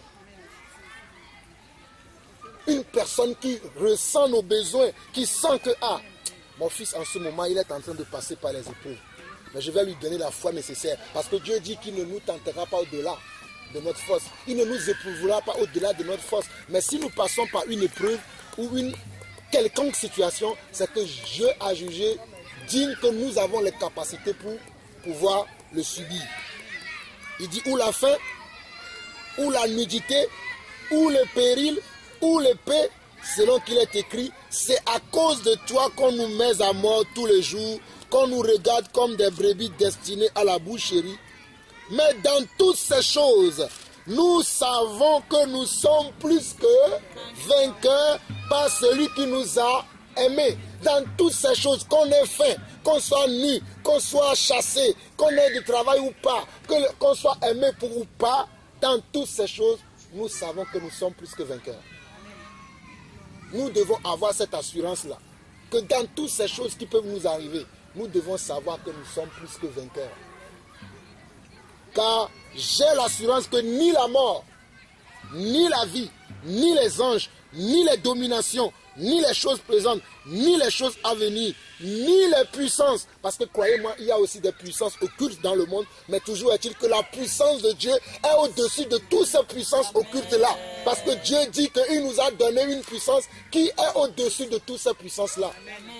Il a dit que nous marcherons comment? Sur toute la puissance de l'ennemi. Même s'ils sont une puissance, nous avons toute la puissance. Eux, ils sont une puissance, nous avons toute la puissance. Et toute la puissance, c'est la parole de Dieu, c'est le nom de Jésus-Christ. C'est pour ça que Paul pouvait écrire dans le verset 39 pour finir Romains chapitre 8, pour dire ni la puissance, ni la hauteur, ni la profondeur, ni aucune autre créature, car il y a des créatures qui semblent être aussi Dieu. Mais pour nous, nous connaissons un seul Dieu qui est Père de tous. Nous n'allons pas reconnaître quelqu'un d'autre comme notre Dieu. Nous avons un seul Dieu. C'est pour ça que Paul dit, ni les puissants, ni la hauteur, ni la profondeur, ni aucune créature ne pourra nous séparer de l'amour de Dieu en Jésus-Christ. De l'amour de Dieu manifesté. Dans certaines versions, c'est ce qui est marqué. De l'amour de Dieu manifesté en notre Seigneur Yeshua HaMashiach. En notre Seigneur Jésus-Christ. C'est l'amour de Dieu qui a été manifesté ainsi. C'est pour ça que Hébreux chapitre 1 va dire que dans le temps présent, Dieu ne parle pas le Fils. Car le Fils est l'empreinte de comment? De sa personne.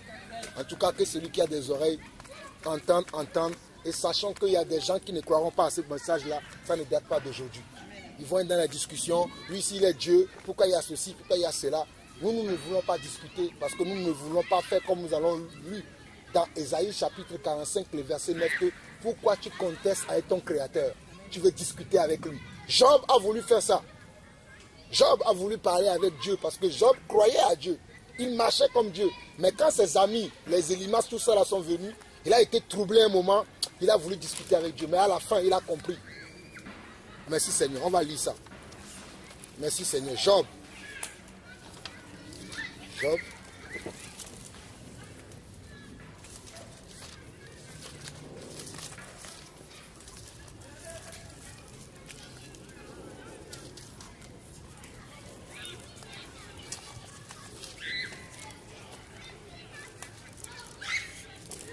Que le Seigneur nous aide vraiment à être concentrés dans ce temps de la fin, parce qu'il y a beaucoup de choses que l'ennemi fait pour au fait attirer les gens à, parce que nous sommes, comme l'ennemi sait que nous sommes au temps de la fin et qu'il n'a pas beaucoup de temps, ceux qui ne sont pas concentrés, qu'est-ce que Dieu fait et qu'est-ce que l'ennemi fait?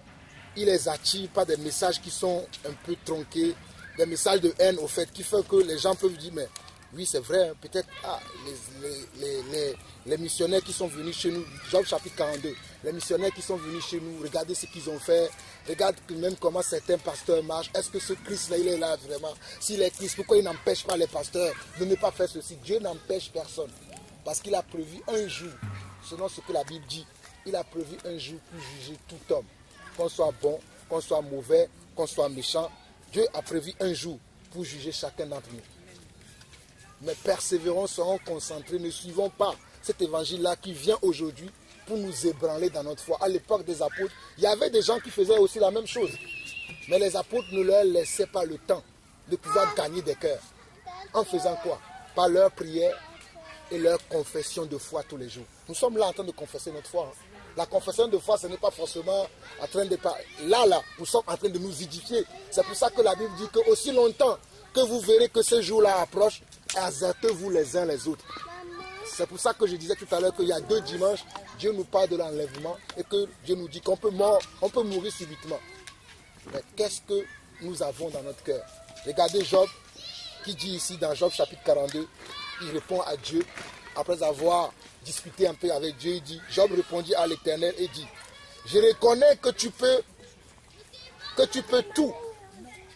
Je reconnais que tu peux tout et que rien ne t'est impossible. Voilà Job qui a reconnu ça. Il dit, je reconnais que tu peux tout et que rien ne s'oppose à tes pensées. Rien ne peut s'opposer aux pensées de Dieu. Et il continue. Quel est celui qui a la folie d'obscurcir mes desseins.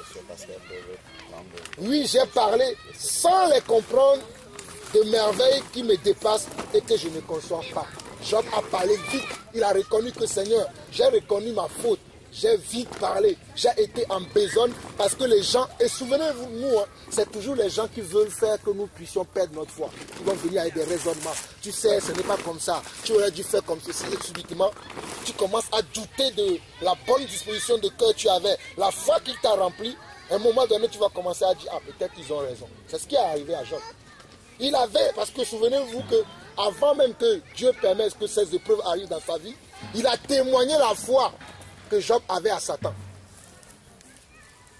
Mais il y avait eu ses amis qui ont commencé, oui, si ça t'arrive, peut-être que parce que tu as péché, peut-être parce que tu as fait ceci. Et Job aussi a commencé à aller dans leur direction. Mais gloire s'en rendu à Dieu qu'il s'est rendu compte que non, attends, je ne peux pas contester avec mes dieux. C'est là, c'est sa repentance qu'il fait là. Il est en train de se repentir. Et il dit quoi? Verset 4. Écoute-moi et je parlerai. Je t'interrogerai et tu m'instruiras. Mon oreille avait entendu parler de toi. Mais maintenant mon œil t'a vu. C'est pourquoi je me condamne et je me répands. Sur la poussière et sur la cendre. Je vais m'arrêter là. Juste pour nous dire qu'il y aura des occasions où les gens vont vouloir tuer notre foi par des messages, par des comportements, par des attitudes pour nous dire que nous ne sommes pas dans la bonne direction. Mais souvenons-nous toujours que nous devons persévérer jusqu'à la fin. Que c'est nous qui avons la vérité. C'est vrai, nous ne savons pas tout.